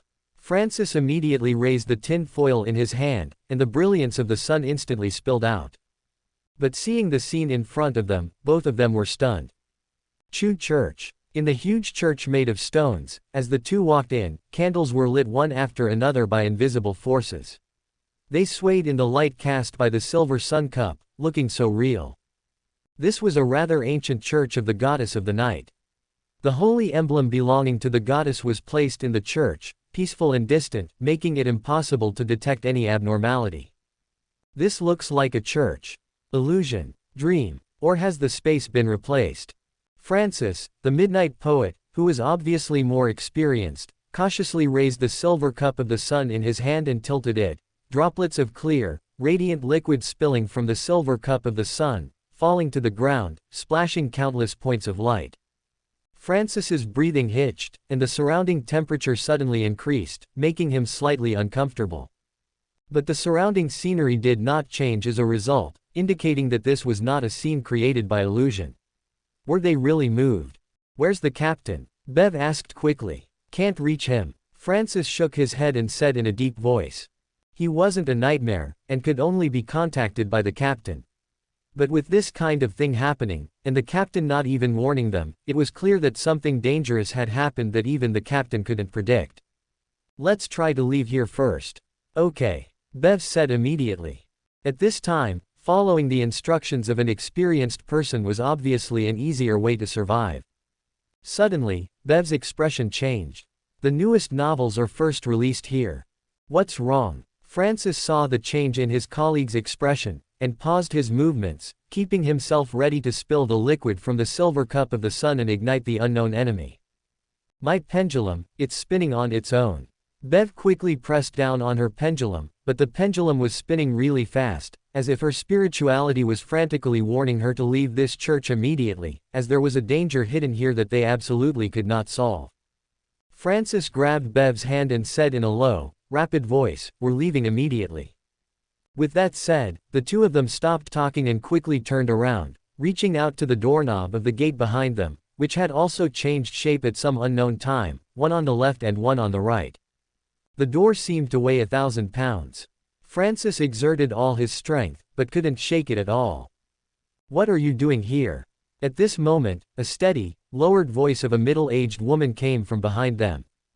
"Don't turn around." Francis began to chant the poems he had memorized in a low voice. At the same time, the light of the sun was thrown out from the silver cup in his hand, flying towards the back. But that female voice had already reached behind them at some unknown time. "Are you, clergymen of the church?" Of the 3 clergymen, 2 entered the church. They came on the orders of the church to reinforce the seal of the great evil demon that was personally sealed by Saint Dahlia of the Church of the Night 100 years ago. The remaining one went to the cemetery next to the church. It is said that strange phenomena have appeared in that place at some unknown time. In the cemetery at night, there will be inexplicable bell sounds. The priests in the church, after learning that the 2 clergymen came from the Holy Church and were responsible for dealing with the great evil demon's seal, received these clergymen with great enthusiasm and arranged several rooms. The ritual to seal the great evil demon takes time to prepare. After a day of exhaustion, the clergymen finally fell asleep in the mental fatigue and the sense of satisfaction brought by being in a safe environment. They didn't realize that their companion, the one who went to the cemetery to investigate the anomaly, hadn't returned until this moment. Exorcist Gregor could no longer see Bev and Francis. His face turned extremely bad. After hastily dealing with some of the things left behind by the ritual magic, he walked quickly to the gate of the mansion. It was quiet inside the door, as if nothing had happened. The 2 extraordinary people had disappeared silently like this. And his spirituality told him that, in this mansion, apart from the old man in the basement, there were no other spiritual beings present. Abnormal, absolutely abnormal. Several thoughts flashed through Gregor's mind. As an experienced extraordinary person, reason told him that he must call for help. This was obviously no longer a problem that he, at Sequence 6, could handle alone. There were not a few extraordinary abilities that could make people disappear out of thin air. The apprentice pathway could do it after reaching Sequence 5, the Traveler. But the current level of weirdness was definitely not something a wild extraordinary person at Sequence 5 could do.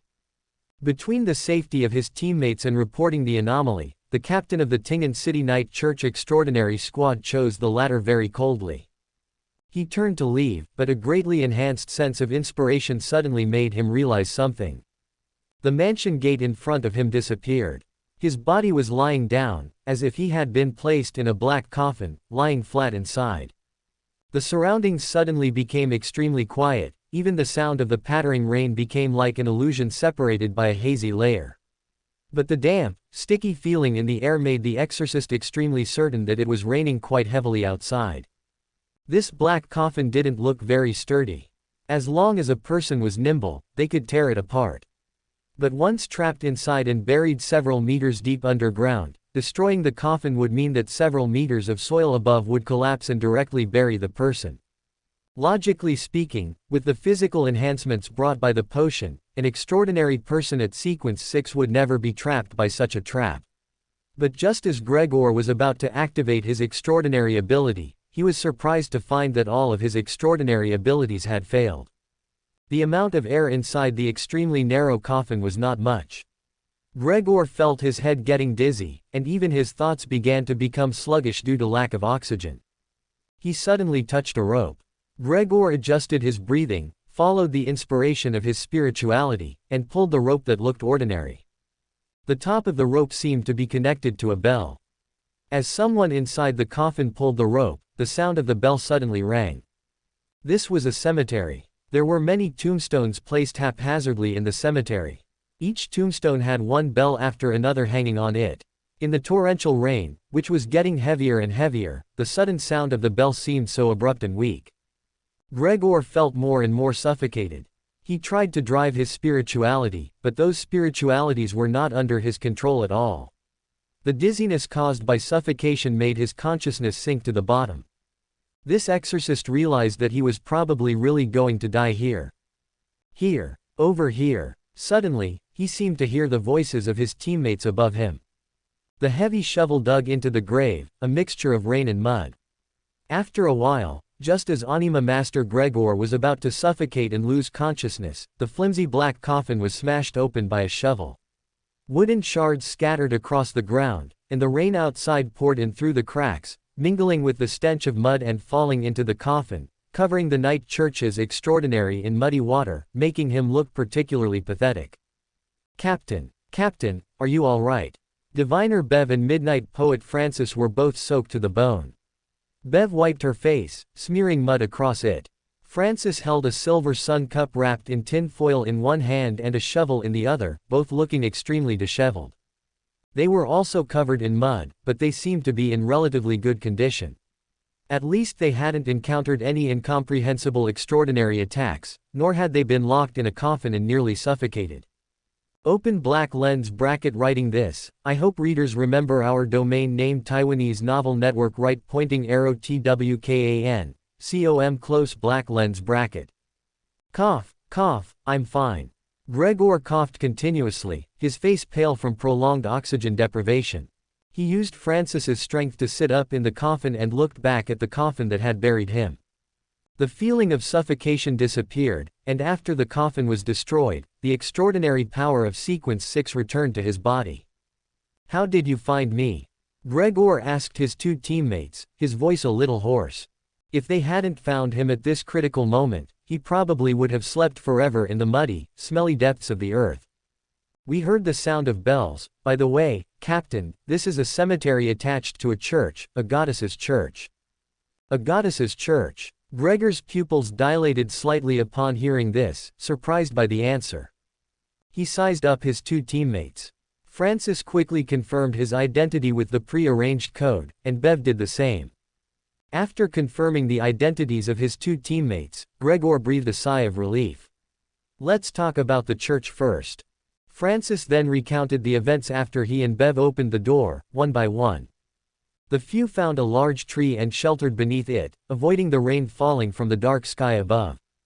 After entering the door, we found that the scene inside was completely different from what we expected. After entering the door, they discovered that this was a goddess's church. After discovering this strange phenomenon, they wanted to leave immediately, but before they could take any effective action, they were discovered by the church's nuns. Because they didn't understand the reason for this phenomenon, and faced with church nuns who were likely enemies, they wanted to forcefully break free from the church's interior through extraordinary means, but found that many extraordinary means, including sealed artifacts, had lost their proper function within the church. As a diviner with extremely high spiritual perception, Bev decisively accepted the identity of priests sent by the church to reinforce the sealing of the underground demon ritual that the nuns said when they saw them, and obtained a room for rest and a chance to explore and breathe.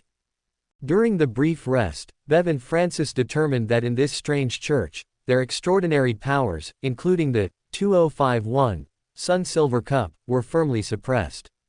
Only the physical and spiritual enhancements brought by the potion remained. Therefore, they could only think of other countermeasures.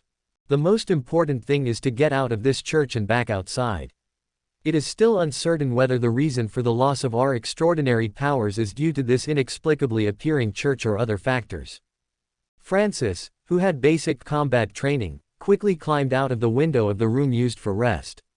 Bev, who carried the sealed artifact, had not received proper training, and was an auxiliary staff member, stayed in place, waiting for Francis's response. The environment outside the window was completely different from that of Tingen City. Dark clouds swirled in the sky, and rain fell continuously. The visible range was small, but it was still possible to see that the location of the church did not match any of the scenes in the Tingen City area. Francis had made the appropriate combat preparations. In his occult knowledge, encountering similar situations would cause considerable anomalies once the prey tried to escape control. However, they couldn't think too much about this situation. With almost complete loss of extraordinary powers, it was impossible for them to actually do something like reinforcing the seal of the great demon. Francis thought that his act of leaving the church would be stopped, but unexpectedly, his departure was so decisive. Even at the moment of leaving the church, the power belonging to the Midnight Poet returned to his body. After that, we left the church with 2051, but there was no way to leave this place. Outside was a strange dark environment, like some kind of invisible boundary. As long as we approached it and walked into it, we would return to the entrance of the church for unknown reasons. Francis shared his findings with the captain. Although my and Bev's extraordinary powers can be used again after leaving the church, the Sun Silver Cup has always been in a suppressed state. It cannot bring light and heat, nor can it provide any extraordinary abilities to assist in purification. It was more like something of a higher order directly shocked this 2-level sealed artifact, putting it in an inert state, with neither extraordinary power nor negative effects, in an almost perfectly sealed state, and unable to be easily shaken by external forces. After confirming this, they passed by the cemetery not far from the church. Bev, with her high spiritual perception, heard the sound of bells and found Gregor, who had been buried in a coffin for some reason. This custom is not common. Bev pointed to the bells hanging on the tombstones and said to Gregor and Francis, "I saw similar scenes in some funeral folklore stories before. That was in the era when church cremation had not yet been widely popularized, before the establishment of the Loen and Intis empires. At that time, for various reasons, people whose hearts stopped beating and whose breathing disappeared did not receive official confirmation of death. Due to a lack of understanding by others, they fell into a state of suspended animation, without basic life signs to determine life or death, but did not die as a result. And people who were regarded as dead by their families might wake up again after a few hours or a few days. If they were lucky, they had not yet buried these people. If they were unlucky, after the family hurriedly buried the corpses underground, they slowly woke up, and the result was naturally imaginable. It is said that Tingen, it wasn't called this name before, this place once had such a thing happen. When their family descendants wanted to take the corpses out and rebury them elsewhere, they discovered that there were many terrible and ferocious scratch marks in the coffin buried underground. The dead corpses were extremely terrifying, all their fingernails were upturned, as if they were trying desperately to escape from the coffin, and the dead also died of suffocation. Since then, in many places where bodies are buried, a bell is always tied to the tombstone, with the bell connected to a rope inside the coffin. If someone is buried alive, there's still a chance of survival. Bev paused for a moment and sincerely said to Captain Gregor, "Captain, looking at the layout of this cemetery, it's likely a product of the Tudor Kingdom or the Transcendence Empire, before the establishment of the kingdom. There's almost no similar funeral culture near Tingen City anymore. Moreover, the only issue is that cemeteries affiliated with the church generally don't have such things. After all, the bodies of the deceased handled by the church need to undergo unified soul-soothing procedures. Experienced corpse collectors can easily tell whether a person is dead or alive, so there's no need for such installations. However, in less important churches without experienced corpse collectors, it's possible that they might make certain arrangements and modifications according to local customs," Francis said.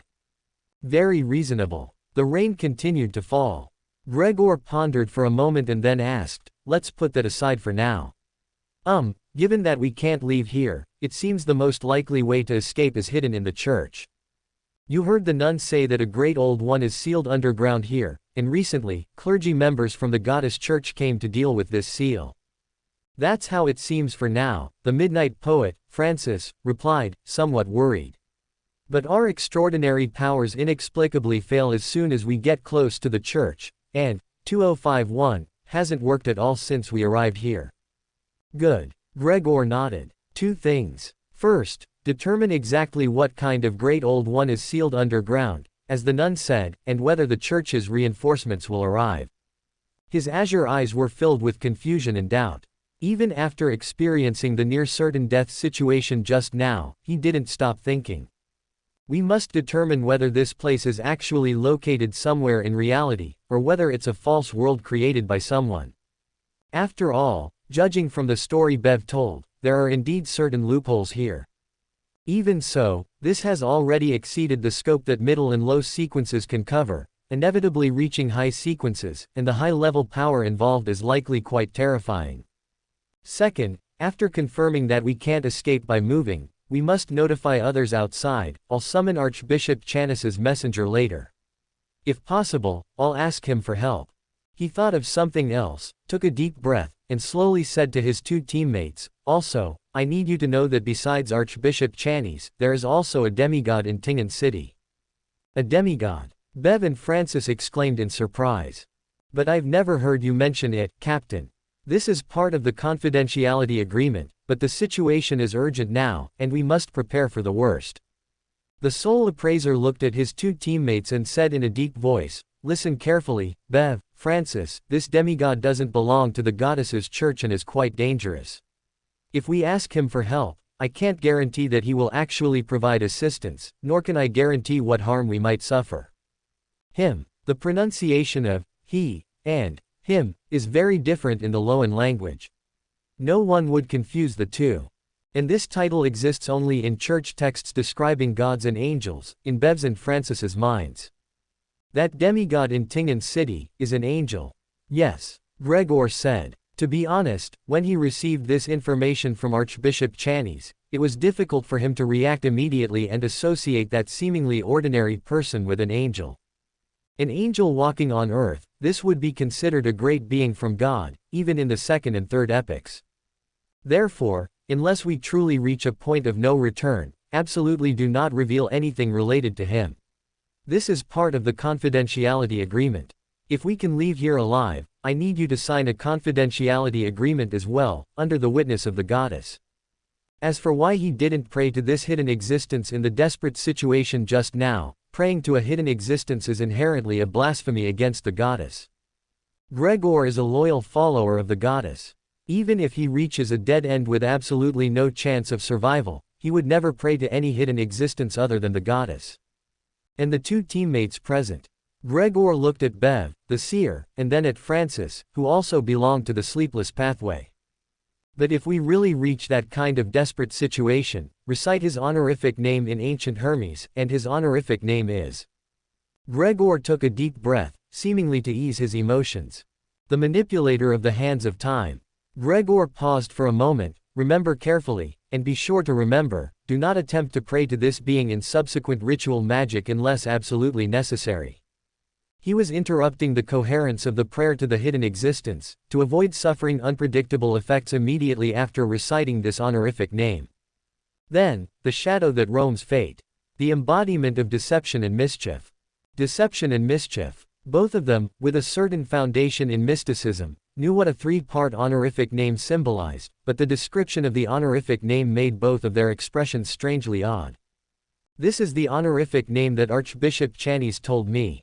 This being's current name is Nicola Flamel. I don't know if this is an alias or his real name, but I think he has another name. Amen. As Gregor whispered this name, the surrounding wind seemed to become colder. Amen. The Amen family. A member of the Amen family from the Tudor dynasty.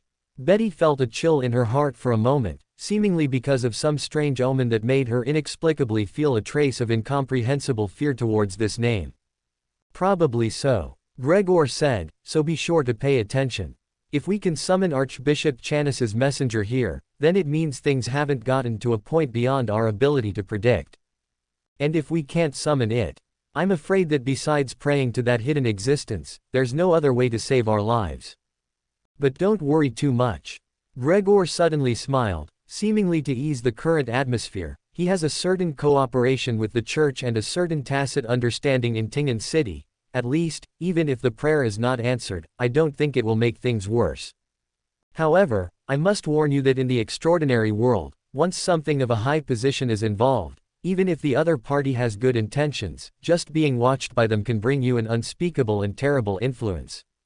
In the basement of an abandoned building, Tang's figure rapidly materialized. He walked to the side of the secret puppet, who had already fallen into a dream, and pulled out the painting that the secret puppet was drawing. It was a portrait that looked particularly terrifying and horrifying. The black and white layers of the painting were integrated with the surrounding strange environment. The nun, who was supposed to represent holiness, now had a terrified and terrifying expression. Her whole body exuded an unsettling sense of strangeness and absurdity, as if she had been possessed by some unclean creature, resulting in physical distortion. The creator of this oil painting was a painter who was accidentally drawn into the never-ending theater. Now, he had become one of Tang's secret puppets, responsible for creating corresponding oil paintings in Tingen City, cooperating with various ghost stories to achieve the purpose of horror. As a trickmaster who had already digested his potion, this was actually a form of early acting, preparing for the sequence 1, Spectre Servant. The painting is not bad, at least it matches 95% of my memory of the story, The Nun. Many of the prototypes of the stories came from his era. Some things are still a bit too advanced for this era. Tang looked around at the oil paintings again. Some of these oil paintings depicted women with extremely long bodies, some depicted monsters with trumpet-shaped heads, some depicted brides wearing red wedding dresses, and some depicted women seemingly walking in the rain. There were a large number of them, and just looking at them together gave people a strong sense of discomfort. If there were no supernatural factors applied to these oil paintings, each oil painting taken out individually could become a corresponding sealed artifact or an unclean object that needed to be sealed and destroyed. He raised his hand and pinched the monocle carved from crystal. It seems that the response to these ghost stories is very good. As a trickmaster, I didn't even create any ghost stories during the digestion process. Well, doing this can be considered as making up for some of my regrets. As for these oil paintings, in the future, it may not be impossible to consider putting something special into these oil paintings to make the fake become real. Seriously, Chinese tells everything. If things go on like this, maybe in the future, you will hear many official Beyonders praying to Amon. However, speaking of which, it's really interesting. If Amon really responds to this kind of prayer, I don't know how many left eyes in the Orthodox churches would have to wear a monocle. It's just a pity that Amon changed his honorific name half a year ago. Even if you use this honorific name to pray, the honorific name, Manipulator of Time's Needles, can only point to him, the fake Amon. As for why he changed his honorific name after half a year, maybe it was for stimulation, or maybe he wanted to use this honorific name to fish like him. With a try-it-out mentality, maybe he could catch some big guys. And why did he suddenly change his honorific name again? Maybe he was just bored. Actually, I can also respond using other honorific names, such as, the gloomy lord who exists with history, the incarnation of countless miracles, the god who holds wishes, or, the weirdness originating from ancient times, the wielder of wishes symbolizing the stars, the wanderer of ancient history.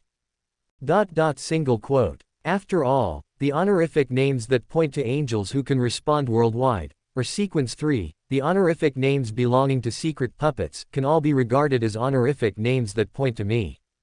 And why is Amon's honorific name placed on his head? Why would Archbishop Chinese use this honorific name to have the Beyonders in the church pray? How would Archbishop Chinese know that I replaced part of Amon's destiny? A revelation from the goddess of the night. She wants to use this to balance Amon, the forces on Adam's side, and prepare for the creation of the Lord of the Mysteries in the future. Did she discover that there was a problem with Adam? The ruthless character who can plot to kill the ancient sun god is, to a certain extent, more terrifying than Amon and Adam. The goddess of the night, Ammonizes, may not be unaware of what the ancient sun god did, and what Adam is. In Tang's understanding, the Church of the Night is the Church of the Night, and the Goddess of the Night is the Goddess of the Night. The Goddess knows that he has the uniqueness of the seer pathway. On the Church's side, probably only those favored ones and the Pope who have extremely close relationships with the Goddess have a chance to know. He thought for a while, and finally shook his head. Can't figure it out, don't think about it. He pinched his monocle again, and Tang's figure gradually disappeared. He was going to go to the land of the Forsaken to observe the extent to which the secret puppets had explored the giant court. That place, except for the room where the Dark Angel Sorcerer is, which he doesn't dare to approach, no one else can stop him unless the true creator exerts influence from afar. And now, on the third floor of the never-ending theater, in the Scarlet Campus. The earth was deformed, and countless ravines split the things here, outlining one strange area after another. The stars in the sky kept flashing. That was from another, zero-grade sealed artifact, the Star's Wish, belonging to Xerath, the Secret Order. Now it hangs in the sky of this Scarlet Campus, replacing countless stars, exerting influence on this Scarlet Campus, creating even more powerful and terrifying miracles. A part of Miskatonic University's projection in the Scarlet Campus is located in the center of the entire shattered and shaking world. Countless monsters and things contaminated by mental pollution constantly shuttle through it. They devour each other, sometimes manic and terrifying, sometimes quiet and prostrate, extremely terrifying. Eternal darkness and stars shine in the sky. The cracked ground divides into unconnected but subtly connected blocks. Each block represents a story, and each story will become the prototype of countless horror novels in Tingan City and even the entire Loen kingdom in the future. If I do this, Emperor Rosal should know. Although there are still more than 1,000 years, but the ghost stories of more than 1,000 years ago, Emperor Rosal and Klein should be very happy that the things from their hometown have taken root here. As long as they are not frightened by the ghost stories, which will be changed countless times and are far more than just ghost stories because of the existence of the supernatural. In a church in countless divided blocks of the Scarlet Campus. 3 official Beyonders have already determined the special nature of this area and have made corresponding degrees of exploration and summary. There is a certain degree of isolation between this place and the spirit world. Ordinary spirit world creatures cannot freely enter or leave here. Archbishop Channis's messengers cannot either. This may be because it is in a relatively closed environment. The outer layer of darkness has sealed even the spirit world. The rain is still falling, and lightning even flashes across the sky from time to time. Several hours of exploration have made them a little tired, but in this kind of place, they have to cheer up and deal with the possible dangers ahead. After entering the church, the corresponding extraordinary powers will be lost, and after leaving the church, they will return. If we only consider that this is a real church, and this church is not affected by other extraordinary powers, then the power that suppresses our extraordinary abilities is very likely to originate from the seal involving the high-ranking demon. But Captain, we cannot guarantee that this place actually exists in the real world. Yes, Soul Dispatcher Gregor said in a low voice, at least 3 hours have passed since we disappeared. Having disappeared for 3 hours, the other official Beyonders in Tingan City will definitely take action. They don't necessarily have to solve the situation here. As long as someone notices the abnormality and notifies the higher-ups of the church from the outside, they can also leave here. There are now 2 options.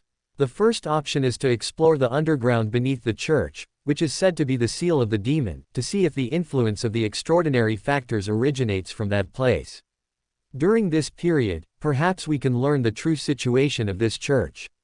This is a church that has not been recorded in the internal information of the church. Of course, it is also possible that my authority is not high enough. Doing so would be very dangerous. We cannot be sure whether such a demon really exists, and the inside of the church restricts the use of various extraordinary factors. If there are changes inside, then for us, who have only had our bodies enhanced by the potion, this will put us in a very unfavorable situation. The second option is a relatively safe one. Under the condition that there is no particularly great danger in the external environment outside the church, stay here and wait for possible rescue. I believe our teammates, after confirming that we are in danger, the church will send higher level church executives to deal with the corresponding problems. What are your thoughts? Beverly and Francis looked at each other. Ultimately, Beverly spoke first. We don't know if we can handle the danger inside the church. Even if the nun who received us seems normal, I always feel like she has some problems. I couldn't open my spirit vision to check at the time, and I'm not sure if this hunch is correct. Gregor nodded, looking at the Midnight Poet. I also prefer the second option. Midnight Poet Francis pondered for a moment and answered sincerely, 2051, has also been affected by unknown influences. Under these circumstances, investigating matters related to demons is obviously very detrimental to us. Okay. Gregor exhaled. While we wait for rescue, collect as much relevant information as possible. If there is no rescue, then we can only try to enter the castle and look for the answer to leaving there. The newest novels are first published at. Time passed by, but the rain falling from the sky did not stop at all. Beverly, who was only at sequence 9, quickly felt her body temperature losing at an abnormal rate. After walking in the rain for a long time, she felt cold all over. Gregor and Francis quickly noticed the abnormality of their teammate. You have a fever. Francis quickly sent the person to a place that could provide as much shelter from the rain as possible, and stuffed 2051 in his hand into the other's hand. Although it's useless, this sealed artifact itself still carries a bit of warmth. Hold on for a while, it will be over soon. You stay here, the captain and I will go look for clues. He said hastily, then murmured, we all have to leave here alive. The illness came quickly and violently. Beverly relied on a place that was not clean or dry, and could only nod to her teammates, feeling ashamed for holding them back. If I could advance to sequence 8. Don't think too much. Francis smiled, adjusted the position of the sun-silver cup, and stuffed the sealed artifact into the other's arms, ensuring a bit of warmth remained. We will leave alive. After saying that, the Midnight Poet hurriedly entered the rain again. If there was no support, they had to find a possible way out from inside the church. The rain was getting heavier and heavier, without any sign of stopping. In the mercenary tavern belonging to the night church, several leisurely team members were still bored, passing the time by reading newspapers and books, but they saw their vice captain, Sequence 7 Warren Taylor, walked in from the tavern door with an unsightly face. Something happened. Behind him was Gravedigger Gerg, who had previously gone to the city government with Captain Gregor. They hurriedly took another, 2-level sealed artifact from the underground of the church and went to the place where Captain Gregor disappeared. At the same time, the official Beyonders of the Storm Church also contacted the Beyonders of the Night Church and expressed their willingness to provide assistance. Carrying several, 2-level sealed artifacts with considerable power, the Beyonders of the Night Church and the Storm Church surrounded the seemingly abandoned house. The power of night's tranquility enveloped this place, and the wind completely enveloped this area. When the gate was forcibly broken open by invisible force, the darkness inside was unobstructed. It was a dark passage. At the end of the passage was a portrait hanging on the wall. The portrait was the kind of black and white portrait common in ruin. Clearly a holy nun, she looked so strange and abnormal surrounded by darkness.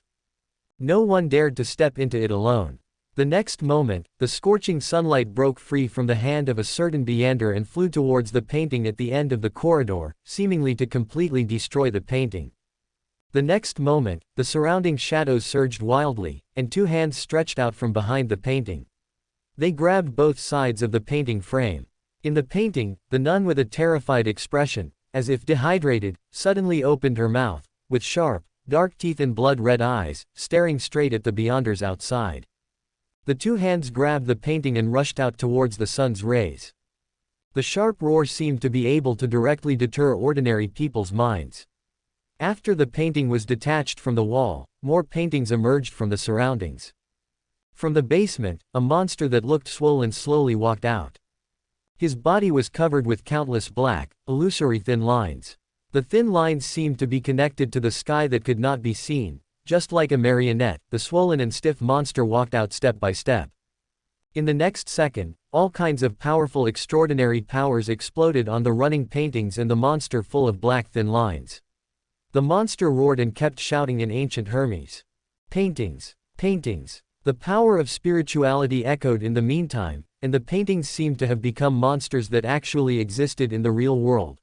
Under the storm-like cleansing of extraordinary powers from the official Beyonders, the monster covered in black, illusory threads disintegrated into pieces of flesh, scattered across the ground.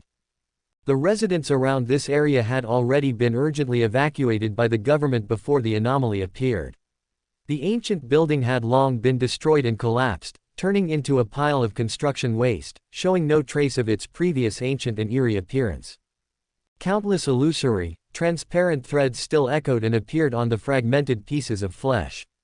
They were trying to stitch something together, seemingly to reassemble the flesh. With the help of sealed artifacts, these pieces of flesh were quickly purified, and the contamination within them disappeared. After the flesh completely returned to darkness, those illusory, transparent black threads also disappeared without a trace, as if all the threads originated from that bizarre and contaminated power. However, after the flesh disappeared, no corresponding Beyonder characteristic was extracted to combine with the surrounding objects and form a strange sealed artifact.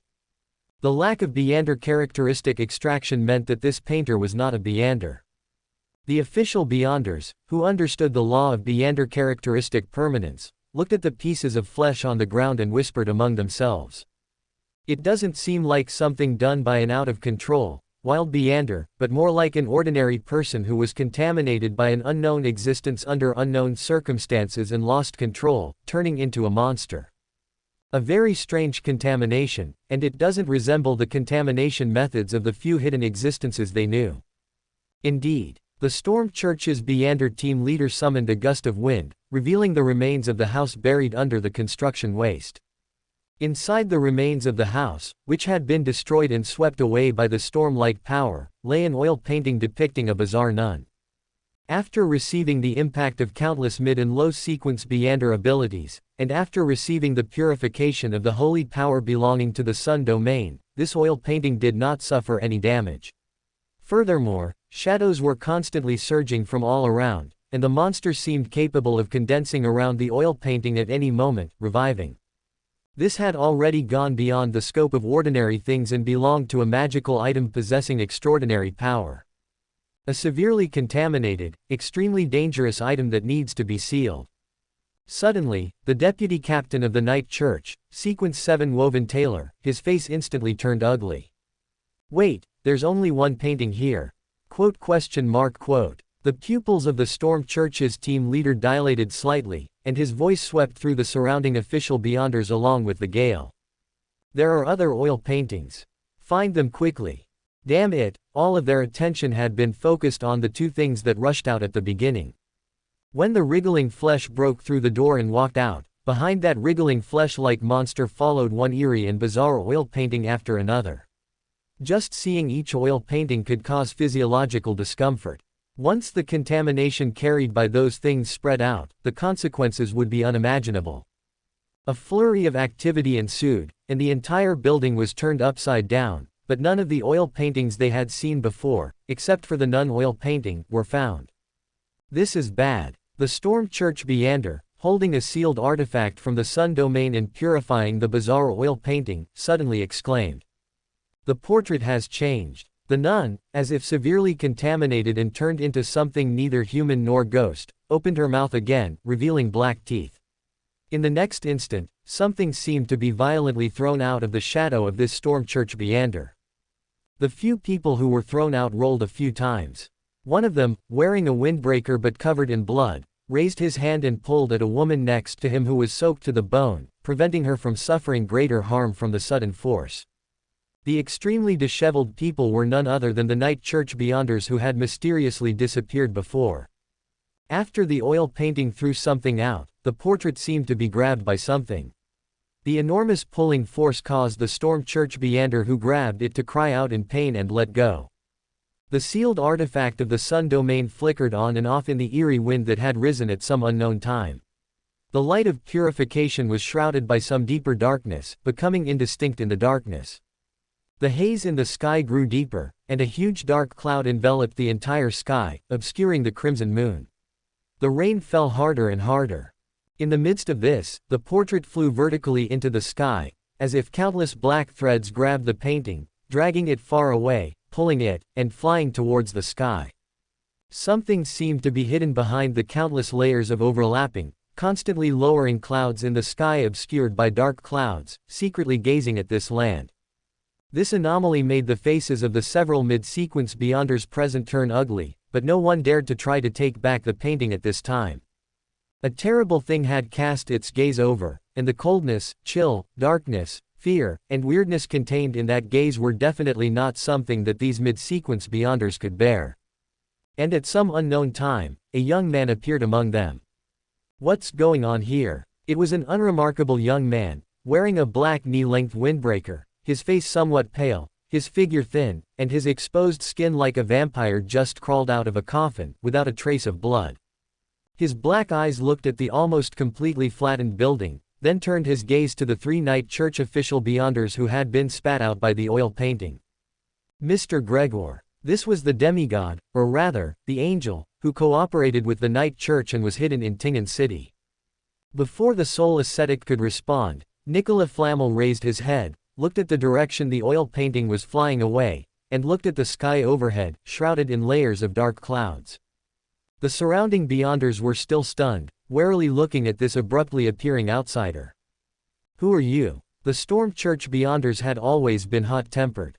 Seeing someone suddenly appear out of nowhere, although they didn't feel any malice, the Tyrant Pathway beyonders, who were already feeling uncomfortable because they hadn't found those oil paintings, couldn't help but ask. Nicola Flamel turned his head. Tisk, edit these beyonders, followers of the Tyrant, when will you change your temper? Besides, at this time, shouldn't you be considering the thing above your heads? That thing is about to fly away. Who knows what kind of consequences the contamination hidden inside will cause.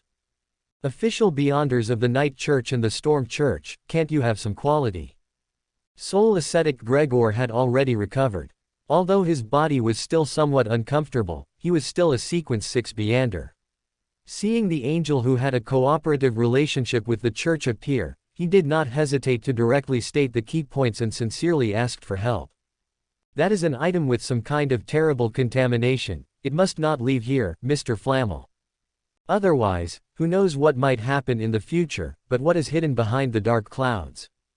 All right. Gregor had already prepared to be rejected. After all, this was an angel. Even if they cooperated with the church, the angel might not do something for Tingen that could be considered a provocation to those hidden existences. But what Nicholas Flamel wanted was this one sentence.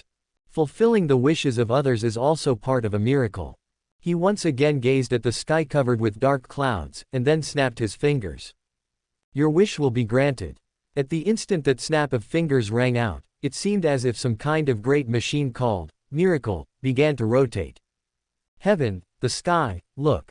The sky, Lord. The spectators who saw this scene widened their pupils, almost subconsciously murmuring the names of the gods they believed in.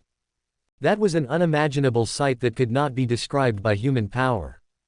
The rain stopped in an instant, and all the dark clouds above Tingen were dispelled by a great power in that instant. It was an incomparably perfect, huge circle. Outside the circle, the weather was still covered with dark clouds, while inside the circle, a velvet curtain occupied by a round of scarlet moon was revealed, with twinkling stars. The newest novels are first published here. This was a miracle directed at the weather. Nicholas Flamel snapped his second finger, and the oil painting connected by countless illusory black threads froze in midair. One after another, the illusory black threads began to break. When these threads could no longer support the weight of the oil painting depicting the ghost nun fell from the sky. It crashed into the collapsed abandoned building.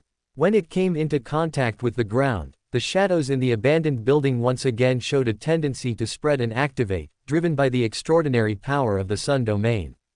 Only this time, there were no more illusory black threads to drag the painting back into the sky. After retrieving the oil painting, Nicholas Flamel looked at the sky again. After not finding any abnormalities, he walked to the oil painting. He slowly squatted down and looked at the ghost nun painted on it, took out a monocle ground from crystal from his coat pocket, and put it on his right eye socket. In the next instant, a brilliant light lit up from the monocle, seemingly dispelling all the darkness, depravity, fear, and other negative things from all living beings in the surrounding environment in this instant, instantly purifying all evil spirits, ghosts, and other undead monsters. Including those official Beyonders, everyone was purified from body to spirit under the warm power like the sun. After doing all this, the Angel of Tingen looked at the oil painting for a moment, then tapped the bottom edge of the monocle with his finger joints, turned around, and said to the official Beyonders behind him, "A very dangerous thing, closely related to a hidden existence. Judging from your expressions, there is more than one of these paintings." The bishop of the Storm Church in Tingen was named Khoi Fletcher, and he was a Sequence 6 Storm Apostle. He had just heard about the existence of such a being in Tingen from Gregor Richards of the Night Church. While horrified, he had already decided to report this matter to the Storm Church's Holy Cathedral. The Night Church has never said anything about this matter. What did they want to do?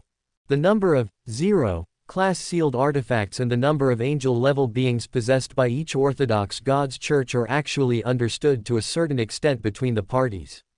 However, the Storm Church had not received any information about this angel in Tingen before this. And with the gods no longer walking on the earth, the angel level is equivalent to the apex of the pyramid in this world. Suppressing the restlessness in his heart, out of respect for an angel walking on the earth, the bishop of the Storm Church said, "Yes, there is more than one. I wonder what your opinion is on this." Seeing the expression of the Storm Church bishop, Nicholas Flamel almost wrote the sentence, "Everyone in Tingen can't sleep well with these things, you come and help solve it," on his forehead. The tyrant's believers are really hard to describe. Nicholas Flamel shook his head in his heart and said with a smile, "I was just listening to stories in the Red Rose Tavern. That story seems to have a lot to do with this oil painting. Perhaps, you can check those storytellers." Asking people to investigate himself, it was really interesting. Nicholas Flamel suddenly had the illusion that he had fooled fate. He suddenly had a flash of inspiration and passed this inspiration to Tang, who is currently in the land of the Forsaken. Perhaps, he could try to accommodate the uniqueness of the Fool pathway later using this method and become a 2+1 King of Angels. Well, as for this oil painting, I'll take it away first. This kind of thing is very dangerous. After doing all this, Nicholas Flamel reached out and picked up the oil painting, and said with a smile to the Beyonders behind him, "Perhaps, you can also make a wish." More official Beyonders quickly left to deal with the problem of extraordinary exposure. Such a large-scale clearing of dark clouds, retrieving the oil painting, plus the commotion that happened here, the official Beyonders in Tingen will probably be driven crazy these days. For example, wish to me, let all ordinary people forget what happened tonight, or, let the events of tonight return to peace, or something like that. The goddess Lord does not allow us to make wishes to unknown existences. Whether it was Gregor or Khoi Fletcher, these words inexplicably arose in their hearts. Okay, Nicholas Flamel shrugged, what happened tonight will not spread. Even if it does, it will only be some ordinary people with higher inspiration, or Beyonders. Alright, it's time for me to leave too. As a mature fake angel, he would not put pressure on these Sequence 6 Beyonders. After saying that, this angel who seemed to be in control of the miracle authority, took the oil painting and slowly disappeared in front of them. Before leaving, he glanced at Khoi Fletcher of the Storm Church. He held a tacit attitude towards Gregor, telling this bishop about his identity, his appearance, and his display of miracles without any concealment. He pinched the monocle and smiled meaningfully. Wish you have a good dream. Steal everything or steal a part, there are many bugs that can be used here.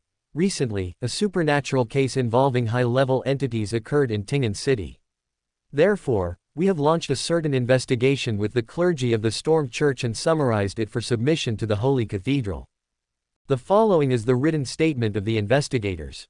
The origin of the matter stems from the fact that some storytellers who make a living by telling stories in several large taverns in Tingen City have recently received a commission from a painter named Avon Whitaker.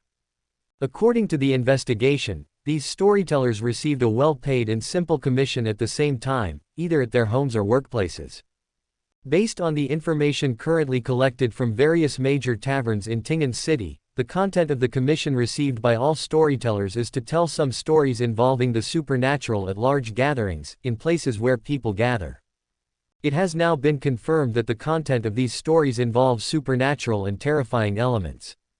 After being noticed by the Church, because the content of these stories themselves has a certain correct guiding orientation, the Tingen City Night Church and the Storm Church did not impose too many restrictions before determining that these stories themselves contained certain supernatural elements. The following is the collected story content. Appendix 1, Nun. Appendix 2, 8 feet tall.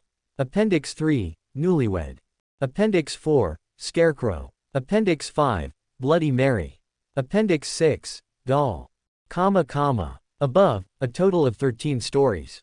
According to eyewitness descriptions, the supernatural elements involved in the stories described by these storytellers, as of now, various anomalies such as Lady in the Rain, Nun, and 8 feet tall, have been confirmed to have truly appeared in the urban area of Tingen City, and there is a certain spreading trend.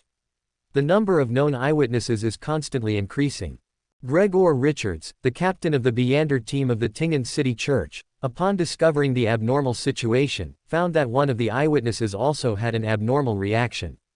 The following is the corresponding information of the eyewitness.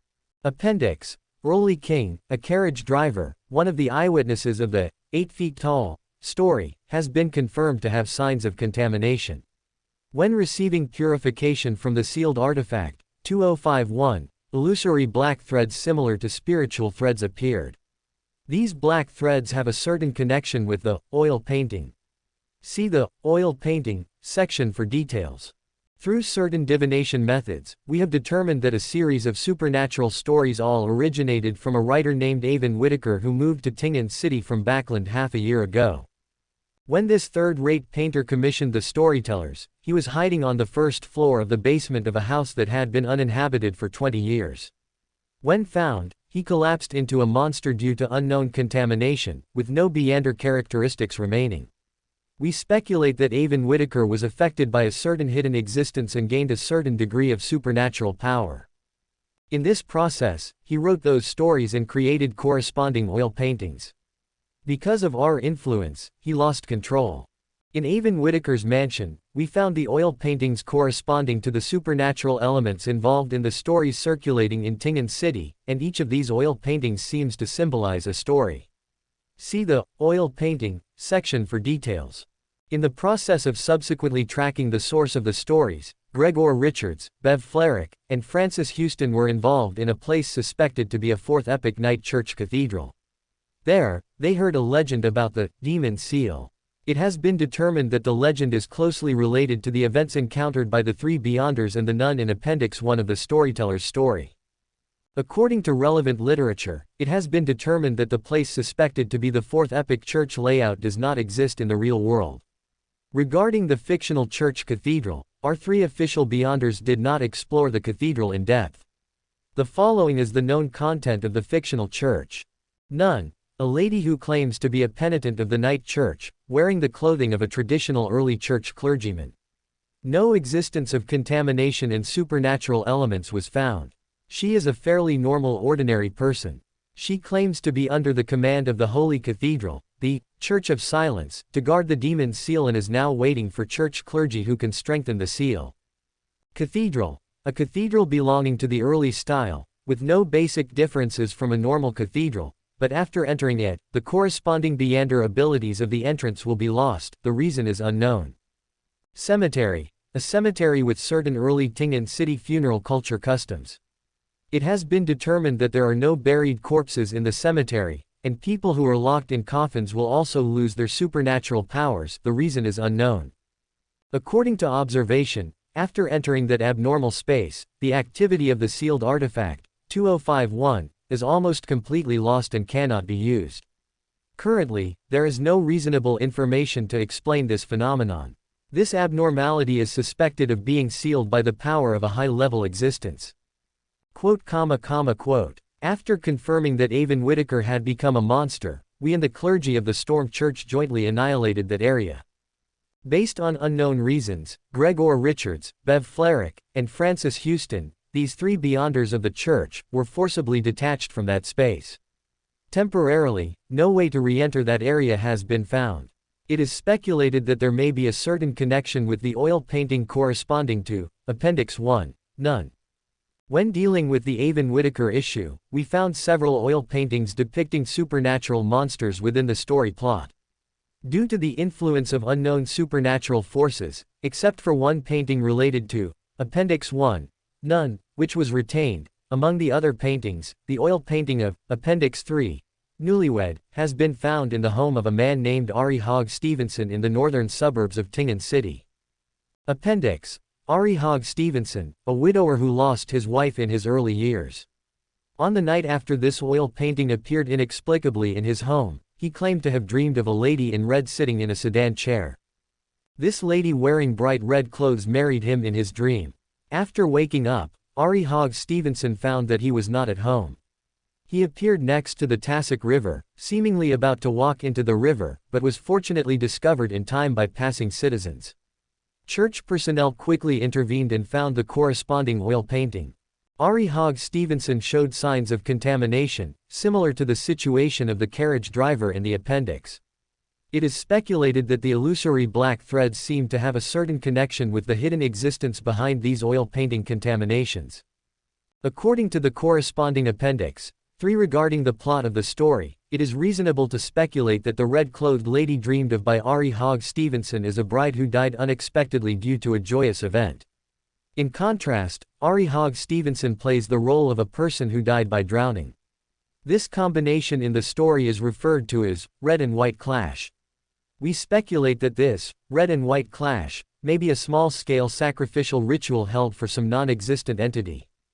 Appendix 1, Oil Painting, Nun, a nun who seems to be possessed by a demon, with dark skin, like a demon.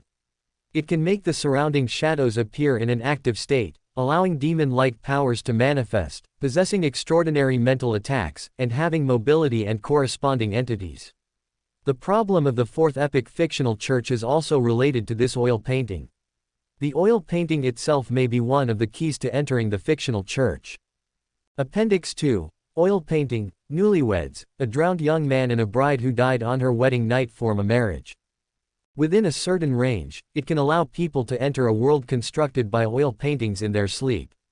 Based on the gender of the affected person, it is determined whether the affected person plays the role of bride or groom in the marriage in the painted world. Preliminary judgment is that the bride's death method is wedding mourning, that is, dying for various unknown reasons during the wedding, while the groom's death method is drowning. According to the extraordinary individuals participating in the test, when they come into contact with the newlyweds oil painting, they will smell the aroma of food. Although there is no clear evidence to show that all the supernatural events involved in the stories told by these storytellers will actually happen in the real world, we still conducted a certain degree of inspection on their actual situation.